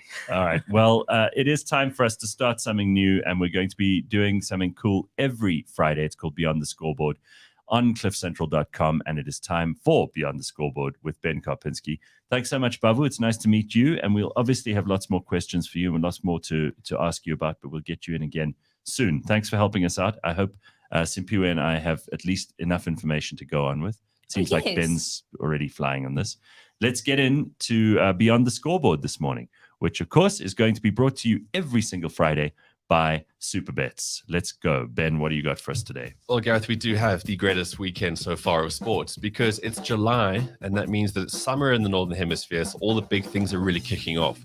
But we've been waiting for this for a long time. We had Cameron Simon in the studio, a couple of months ago. Yep. And he was preparing for International Fight Week. So it's the biggest week for UFC 290. So he'll be fighting. Unfortunately, his original opponent pulled out, so he's got a much lesser known guy coming in. Massive favorite for his fight. But at the top of the card, we've got 2 title bouts. We've got Volkanovski, who is pretty much the pound-for-pound greatest guy in the UFC. He's going to be taking on Yair Rodriguez, who basically defies gravity with how he fights. He's got limbs everywhere. He's a really dashing Mexican man. Some say this could be the big upset. I don't know. Volk is just he's like an absolute tank. He's got all of the bases covered. I would still stick with him. But then Brandon Moreno, who for the last eternity has been fighting this Brazilian guy, Figueiredo. They went back and forth. They had 4 fights. He finally fights someone new, Patanjo. Now, Patanjo is also a Mexican man. That's a scary name. But all of these guys are so incredibly good. But the thing about Patanjo is that even though he's not the favorite, he has beaten Moreno twice so far in the UFC career. So those are your 2 title bouts. But the one everyone cares about is Drickus is fighting Robert Whittaker. Now, pretty much everyone has been writing off Drickus because of his fight style. They say he's got no cardio. and he's very sloppy. And by the time he gets someone who's very good, like Whittaker, he'll be taken apart. So that's what the smart money says. But as I was just saying now, he started the week at 4.0 underdog. He's now at like 2.8. The thing about Drickus, and I can go on for like half an hour around this, not because I've just spent a lot of time with him, but because I just noticed what makes a champion. This guy is so incredibly single-minded. He has never thought about losing, ever. He does. It's not in his makeup. His entire destiny, his entire being as a human is to be in this octagon right now against Robert Whittaker. So yes, Whittaker's more polished. He's more accomplished. He's had title fights. He's fought the best in the business. Drickus hasn't yet. But this is just Rob's job. This is Drickus' life, his actual life. So yeah, sure. You can go into the technicalities around this, but here is a guy who is destined to win all the time. Maybe our first bet should be on him. Maybe, hey? And I'm not just going with the heart here. He's got enough skill. He's got the intensity. He's a big guy from middleweight. They had the face-off last night between him and Whittaker. And you can just see he's so unwavering with this. And that's what you need, because ultimately it's fighting. Awesome. So even if you don't feel like the odds are very good on that, we're talking about how do you increase your odds? Well, then find 5 or 6 fights that you feel good about, and then your odds rise up. And that's why I love betting with the UFC, because I know a lot of the fighters. That's why you started this with them. But then put a small amount, big odds, happy days, or just go for someone like you really like Yair Rodriguez. You just say his name, and you can't help but like this dude. So action will be around 2 a.m. onwards, and obviously the main fight will be around 6-ish Sunday morning if you just want that main one. Cool. The Box are playing the Wallabies, and oddly enough, the Box are heavy favorites for this one. I mean, obviously they probably should be a better team, but the first time out, when the Box come together with new combinations, it's going to be quite jittery. So they've got Mani Libuku is now starting at fly half, so against Quade Cooper, the battle of the two flair fly halves. But it's World Cup year, so the best players, the Bok A team, so to speak, are already on the way to New Zealand to play the All Blacks. So this is very much a more experimental Bok team. So this game might not be amazing. I mean, I just think back last year to the Wales game at Loftus. It was a game that we pulled out of the fire right towards the end. But it's Loftus, it's the Highveld, it's going to be a hard-running game. I'm going to go with this being quite a tight match, even though the bookies are suggesting that the Aussies don't have a chance. The Ashes has been incredibly interesting the last two test matches. The Aussies did really well to hang on and win the first test, and then the second test at Law is all about the spirit of the game, which, I tell you what, is just pure hypocrisy. The Aussies and the English, in their own way, they are so up their own arse. They're always cheating. They're taking the gap. And it's great that the Ashes actually puts them against each other. Because let's be honest, Test cricket's kind of dead nowadays unless it's the Ashes or India are playing. Right. The ICC have basically made it like the privileged sport for the top 3, and we get a few scraps here and there, like against Bangladesh, whatever. Ashes is real Test cricket, and it is so fun to see the high stakesness of this. And the first 2 tests have put the Aussies 2-0 up. The third test is a must-win, because 5-test series must win. England started pretty well in this one. They bowled Aussies out for 263. Mitchell Marsh was the only one that actually had some sort of resistance. So it was a prime opportunity to then get back into the series. Well, then they're 68 for 3 after day 1. So what you got to look for here is what's the weather going to do? Because it's a game in England. They're playing in Leeds, Headingley. So you would think here that backs against the wall, England have to win this one. And they get like 4 days of sun a year, so... And it's not over I this think they've test used match. them. It's not over this test match. I'm looking at a draw here because if you look at the weather, it looks cold, wet, and pretty shitty. Okay. So it's a shame because there's so much hype around this test series right now, but the weather is going to pour all over this one. In other ways, to watch sport this weekend, if none of those tick your boxes, Wimbledon's going to be on the back burner. No real upsets so far. I think 9th seed Taylor Fritz has been the only one for the men's draw to tumble, but all the top seeds are in for the women's and the men's. Djokovic isn't number 1 seed. Well, Ruud lost yesterday. Nobody expected that. Oh, okay. The Danish dude. The Danish guy? Mhm. Yeah. And he was like 4th seed or something. Really? See, even I know this. Well, Look there at you are me. teaching me things here. Well. Maybe I should place my first bet in Wimbledon. Actually, I'm changing my mind. So Carlo Alcaraz is Alcaraz, he's the top seed in the men's draw. But the biggest thing about tennis right now is Djokovic coming back, getting the record, the most Grand Slam player. The whole is he the GOAT kind of thing. Well, I think when he wins this time round, it's kind of all sewn up, right? So he'll be in action in the 3rd round against Stanislav Wawrinka, who is still in the mix there. And then the British Grand Prix.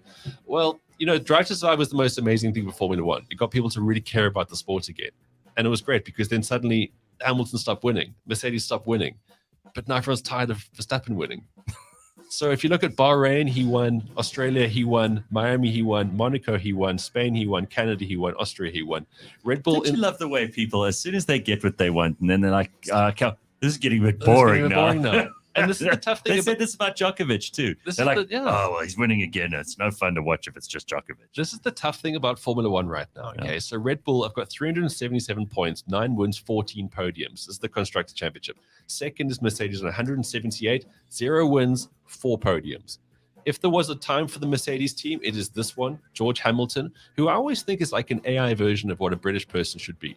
Like if you go to ChatGPT and say, what does a British person look like? George Hamilton, and he looks like that he doesn't look a real person. But of course, it's the home Grand Prix for him and Lewis Hamilton and for the Mercedes team. But the Red Bull car is just too fast. So I don't know what else I can say. I just don't know what else I can say on that. I think you mean George Russell. George Russell, sorry. Yeah, because you said Hamilton. I was like, what, the two Hamiltons? Lewis Hamilton. I know, like George Russell. He does look like an AI version. I've never seen this guy in my life because obviously I don't watch Formula One. But if you were to ask AI to make a British racing car driver, about as British as they come, yeah. He's got the slightly bigger jaw than usual, slightly effeminate look. George Russell, there he is, yeah. Okay. Sorry, I had the Hamilton from Lewis. Yeah. So Right. I don't know what to tell you about the great British Grand Prix. All I know is that Red Bull got an incredible team. And that's how the sport goes, unfortunately. So what it comes back to is, if you don't like the UFC yet, this is the weekend for it. There is so much to look at. Go onto YouTube right now. Just Google Drickus Duplessis and watch the UFC Embedded. Awesome. You will love the sport. There's so much hype and there's so much to look forward to. And that is an incredible weekend of sport to tap into. Fantastic. Thank you, Ben. And that is a look at the scoreboard for this week, Beyond the Scoreboard, every Friday, brought to you by Supabets. And by the way, I have to say Supabets is licensed by the Mpumalanga Economic Regulator and supports responsible gambling, strictly no under 18s, and winners know when to stop. Simphiwe, you need to pay attention to that. South African Responsible Gambling Foundation toll-free counseling hotline is 0800 006 008. Very good. All right. Well, George is going to be joining us in just a moment or two, and we do have one or two other things to talk about. I know you mentioned quite a lot about Drickus here. Ben, with UFC being obviously something a lot of our listeners are interested in here. There's lots of people with some commentary here. Ricky says, I met Yaya Rodriguez in Perth. Such a cool guy. Yeah. Like, this is what makes the sport so great, is that every time these fights come together, this backstories are so good for these fighters. And he is like, these are extreme athletes. It's like, when we started watching Bloodsport with Jean-Claude Van Damme, and there was all those characters. That movie was iconic back then, right? And that's how the UFC kind of started. They wanted to find the best styles. And then it's just evolved into the ultimate fighting thing, which is what the plan was. And it's ultimate characters too. How much of the UFC stuff is off the court, so to speak, out of the octagon? How much of it is about the mental game? You were talking earlier about how Drickus just doesn't know how to lose. It's so huge because they do those, what do you call that pre-game thing where they the face-offs, they just face off, that's it. Yeah, basically they harass each other. Well, look, you can tell a lot. You know what I'm talking about. Yes, yeah. You can tell a lot about nervous energies as well, because when people get a little bit too mouthy and they're a little bit too like kind of up and down, Drickus is exactly how you would just talk to him any stage. He knows he's going to win. He likes fighting and he wants to get it done. And that's just his thing. And he'll smile and he'll tell you about it to your face. Other guys are like, this guy's crap, or they'll talk shit about someone else. He's pretty like standard the whole time. I do see that the fights, again, according to Ricky, who knows what's going on, between 12 a.m. and 1 a.m. on Sunday morning, and Drickus between 4 a.m. and 5 a.m. So all those sort of main fights we spoke about, that's the main card. Then you get the undercard and the early prelims. Okay. So yeah, it goes early all the way through. So it's like a 5 hours whole thing. Jeez, but you're up all night. Well, yeah, obviously I watch Cam. Okay. Yeah, I mean, he's got a chance to stay unbeaten. So he won his first 2 He's fights. such a cool guy. Remember when he came in? Yes. He's such a great guy, and he gets to experience all of this as part of Drickus' camp. Like, they fight in Vegas. That's another awesome. thing, is that Drickus' second home is Vegas. He knows the place well. He's fought 4 times there. And with Rob, I mean, it's just a thing like, Whitaker's the nicest guy. He's the most likable fighter. He's everyone's kind of second favorite after your own personal nationality. And it's difficult to not like this guy. But if Drickus gets through this, he fights Israel Adesanya, and there is so much beef around it with these two that'll be the fight that'll have all the other extra trimmings, because then you'll hate his opponent. And that's what being a fan of UFC is about. No, you want to You want to have emotion both you ways. Dislike the dude, not just like your guy. And that's what really makes it something you shout and scream for. Patrick says, I so want Drickers to win. It will really put us on the map and shut the arrogant supporters of his opponents up. They talk shit about him.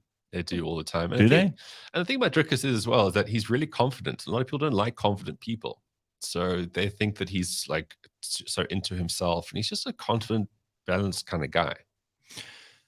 Very good. There are a couple of stories that I think we must also pay attention to. Ben spent quite a lot of time in the last few years in the Kruger National Park, and he likes going to these places in the bush, for example. One thing I know none of us are particularly fond of is snakes, and black mambas in particular are the most terrifying of the snakes. It's the last thing you want to see in the wild. It is the last thing you want to see. Now, listen to this story, because this is apparently something that's just happened, and they've got photographic evidence of this. 2 large black mambas were captured in a spectacular 30-minute wrestling match over a female in Durban. Again, we're talking about snakes, all right? Local snake catcher Nick Evans detailed what he described as a spectacular sight when a resident from the Eskom area of Queensborough in the greater Durban area captured 2 large black mambas intertwined in a wrestling match over a female on Friday. These are big snakes. All fighting over a girl. Fighting over a girl. Like, the mambas fought for 15 minutes or so that it took the guy to get there. He was then incredibly fortunate to watch them continue for another 15 minutes. Oh, this must be love. Oh. So I got to tell you, along with the story, Nick_Evans_snake_rescuer on Instagram. You follow him? I don't, because I hate snakes. But if you want more to the story, I get the impression every week he's capturing a mamba. Well, look at this picture. I've just put it up on the screen now. These 2, they look like 2 pieces of wire that have been twisted. Who won? Who got to get the girl? I don't know how you could tell the difference between snake number 1 and snake number 2. They look exactly the same to me, but clearly one of them must have won. Yeah, right? Who came out king? Who's the, Guys, you got to ask the question, were we meant to live in Durban? No, I don't think Durban wants us there. Because the tornadoes, the flooding, the snakes. Especially now. I mean, it used to be habitable, but male mambas apparently don't bite each other. They rather wrestle until one surrenders. Okay, in this case, got some honor there. the slightly larger specimen would pull the smaller one back ever so slightly in the body's wrap up. The larger mamba would then try to pin the smaller one with its neck to the ground. It's like UFC. It's like a thumb war, basically, which is other things. Holding it there for a second or two, apparently this behavior has been watched a few times, where the smaller one then surrenders and starts to move off.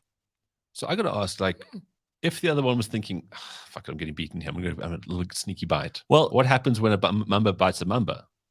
That's a very good question. Because if they bite us, we die because their stuff, their cyto poisons, whatever it is. Yeah. But what happens when, because horses can get bitten by snakes and they're not so bothered. Oh, really? But if snakes. Wait, is that a fact? I feel like this is a question for Samuel L. Jackson. Is that a fact, though? What you just said about horses? I don't know the answers, but Sweet P in the comments says Nick Evans is an incredible gift to conservation of snakes in KZN. He's always available at the drop of a hat to save a snake. I'm most afraid in the snake world of black mambas because they are aggressive. This is what you hear from everybody. And it's not a cytotoxin, it's a neurotoxin. Yeah, so it immediately starts fucking you up the moment you get bitten. You have to find a place that has antivenom, which I think a lot of clinics in South Africa, a lot of hospitals do, but a lot also don't. So you take your chances depending on where you are. And they are able to go on 1/3 of their body on the ground, the other 2/3 up in the air. Yeah. Which means they can be level with the window of your car, even if you're in SUV. Yeah. So again, why is it so poisonous and why must it be 2 meters long? And why can't they all be in Australia? Because they are there to terrorize us and to remind us that some animals will always have the advantage. Mm-hmm. Anyway, apparently these 2 were 2.6 and 2.5 meters long each. That's enormous. That's huge. That's ridiculous. But very little difference between them, so we don't know which one won.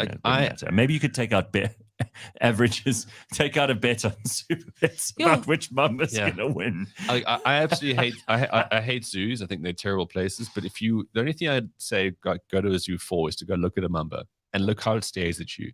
it is pretty much the most evil specimen ever. It looks at you like death. Well, Yeah, 'cause it's it knows. primeval. It's just death. Yeah. Yeah, it knows. It knows that you can't mess with me. Like, what are you gonna do? What are you going The to actual do? side of death. So a lot of people here who've had actual experience with Nick Evans. Listen to this. Nick has taken a harmless snake from my veranda once. Nice guy, says Vatsako. Jess says, get him on the show. Rajesh says, Nick captured a black mamba from our community guardhouse. I'm also in Queensborough and Durban. It was 2 meters long. Oh, My you guys God. need to move. Honestly, Oh. like, just This guy is like a hero in He KZN. really is. sure. Carl says the most dangerous snake is an EFF member. They claim to be socialists, but they love them some secret capitalism. All right. Very good. Let us get to George Mienie, who's on the line. Hey, George, how's it going? Hey, Gareth, Ben. Yeah, George in a garage, or is that just a cover, George? And No, it's in a garage. you've just missed out on sports betting, but you know, we had Bavu here, Simphiwe is sitting there waiting to hear all about what you've got for us. What do we got? Well, yeah, as you know, Simphiwe makes me laugh so much in the morning. You know, the fact that when I started listening this morning, and she was so afraid that people would think she got married, I cracked myself up.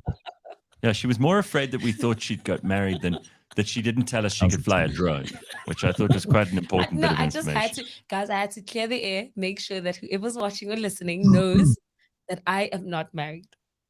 That's very important.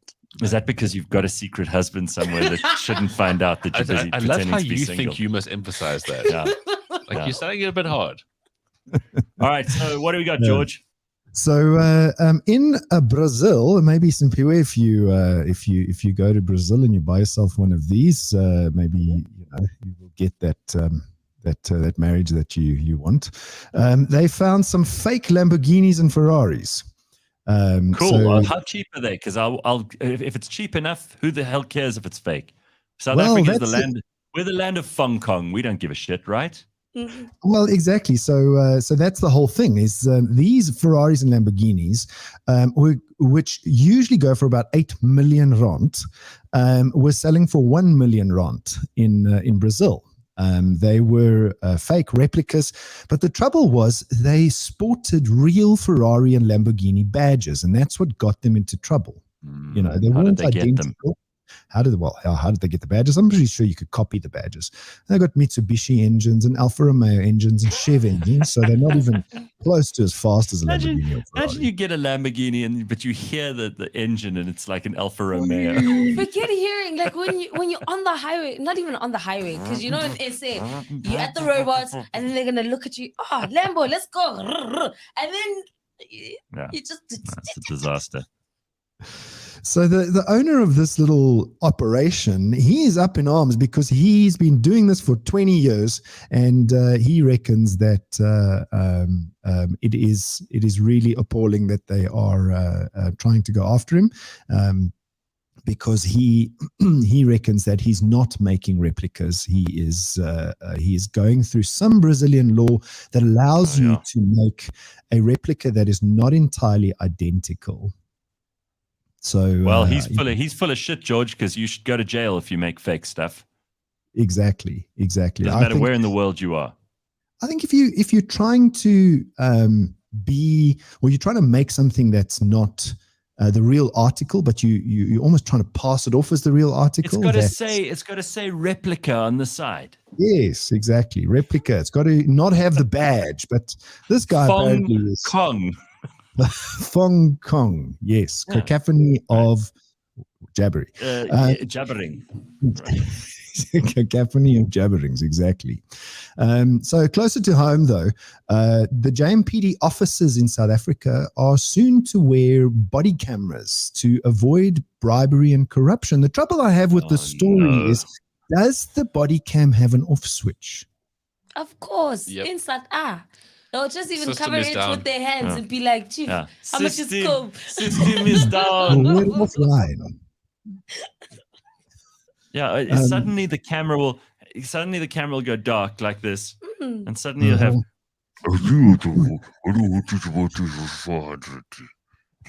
That's Sure, what Chief. you're gonna hear. And then So, at the end of it, it's like, travel Yeah. safe. sure, Yeah. exactly. But I We know what's gonna suppose happen. from a consumer point of view, if you're not a briber, you're not one of those consumers who are bribing the police officers, I suppose you could ask the police officer, please turn on your body cam, or is it working? Because most cams have got that red light in the front. Whether that works or not, I don't know. But I think this is bad for the economy. Yeah, it's a line item, right, for someone. Yeah. These cameras are going to cost 7 trillion rand, Right. and someone's going to be employed just to charge them for 90,000 rand a month. I think it's just another avenue for people to steal money. And frankly, I'd rather that the Metro cops themselves are stealing that money from people who are willing to give that money so they don't have to go to jail. Seems to work for me. I know it's not everybody's favorite thing when I talk about this, but, when in Rome.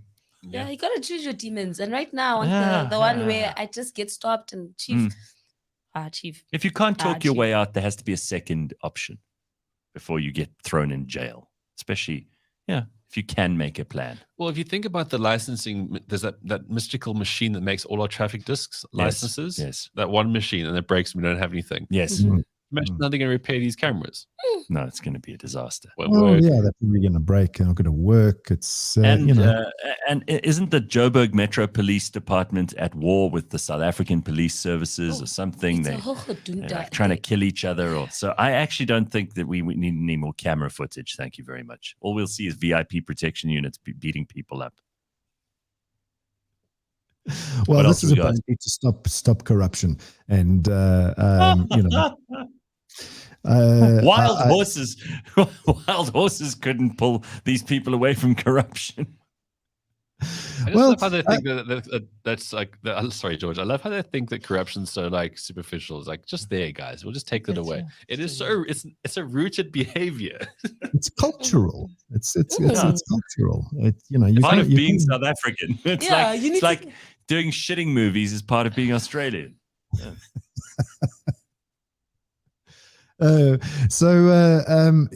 Have you ever asked a police officer for his credentials? Would you be afraid to ask a police officer for their credentials? Yeah. I wouldn't ask them in South Africa. First of all, they say, "Why are you being cheeky?" Get off the cut now. Look, I wouldn't know what. I wouldn't know what if he told me something, if he'd be right or wrong though. What would he be expecting back? Well, it is your right as a consumer to ask an officer for their appointment certificate and card identify them. So they have to be carrying a certificate with them that makes them a police officer. But George, I mean, it's your right to have water and electricity. We don't get that. So what's this all about? Well, no, I'm just telling you what your rights are. Whether you actually get them right or not is another story. Okay, so they must show you their card and their certificate. Yes, and you can ask them to turn on their body cam. Right. Okay. Well, then some trivia, Gareth, some car trivia. Let's see who gets these right. Fastest finger first. So more tests, just like Simphiwe's one about the time earlier. Go on. That's why I thought we'd do it. Best-selling car of all time. It has to be a BMW. This is a tough one. It is a tough one because you think like it's a VW something. Yeah. But then it's going to be something obscure. I'd say VW Beetle. Maybe that's the most. Oh, the people's car. I would go the VW Golf. It is the Toyota Corolla. Oh, that was it. Damn it. I like that was easy. Damn. That was it. All right. Just like we took away credit from people earlier who got the time wrong, let's give Simon Says credit here. Yeah, Corolla. well Very good. Very close with just Toyota. A lot of people saying Fords. They are wrong. So there we go. It's quite bittersweet that you create the car that's been sold the most units in the entire world and you get rewarded by becoming an Uber. Like you would think of this study. That is very true. I'm almost like these Uber drivers. Hey. Because now you're a Toyota Uber. Another piece of trivia. I've got 5 questions here. What country? This should be quite easy. What country consumes the most petrol every year? America. Ding, ding, ding. Yes, America, United States. Definitely America. Through size and desire. I heard about something my friend Charles was out here in May, and he told me about something that they do. I wish I could remember what it's called. Charlotte lives in Texas. Yeah, where they basically create. They get these cars that burn like diesel, right? And they try to make as much smoke as they can, and then they do that in front of another car, especially an electric car, like a Prius or a Tesla or something, and they smoke them out basically. I'm trying to think what it's called. Like coal rolling. It's called coal rolling. And these guys in these big, like, what do you call them? They don't call them buckies. They call them trucks. They start up their cars and they've got this black smoke coming out of the back, like the kind that you would use just to piss off Greta Thunberg. And then when they see an electric car or some environmentally conscious or green car or any of that stuff, like the ones you drive, George, then they go in front of you in their truck and they put their foot down and they pump out all of this dirty black smoke right into the face of the environmentally friendly person behind them, and they call it coal rolling. That's So I what just it is. Googled You're it. just disrespecting. It's disrespectful. Exactly. I just So there we Googled go. it. Rolling coal is a form of conspicuous or air pollution used for entertainment and protest. Some drivers intentionally trigger coal rolling in the presence of hybrid vehicles. The practice is named Prius repellent to cause their drivers to lose sight of the road and inhale harmful pollution. Yes. Right. Isn't that great? Coal rolling. Pretty funny. And some people rolling. fit these, they fit the stuff to the sides of the car, not even to the front or the back. Sure. How's that, George? Wow. Coal I rolling. learned something on this show today. Coal rolling. My All goodness. right. So there, Third Ben and I question. got that question right. Simphiwe didn't even get a chance to answer it, but we'll go to the third question. I Third just want to show you a question. picture. I want to show you a picture of some coal rolling quickly, just to make you laugh, because this is such a cool thing. I think we should we should see if there's an actual like derby where they do this or something. But these guys in these big trucks, this is what it Like a looks like monster when you truck. do coal rolling. Okay, take a look. There it is. Oh, he's got the extra vents. He's got extra vents. That's just to piss off the Prius and hybrid car Wow. drivers. It's Love got to it. be a Trump supporter. All right, Um, what else have we got? What year is is considered the birth of the modern automobile? What year? Henry Ford. It has to be like 1900, 1901, somewhere around there. Ben? Yeah, that would be my guess too. It's the early 1900s when everything was black and white. What these two Yeah. said. What those two What do you said. say? 1886. 1886. Way earlier than we thought. All right. 1886. Then, what is the most popular color for all cars? White, isn't it? White. White, yes. There we go. Definitely white. Two out of 5. You guys got 2 out of 5. And then lastly, who designed and what is considered as the world's first automobile? Who The designed it? Model T. Isn't that the first one? The Ford Model T? There was one Or before did that. he, or did he pull a Zuckerberg and steal it from someone else? Who was the first, George? We don't know. Carl Benz.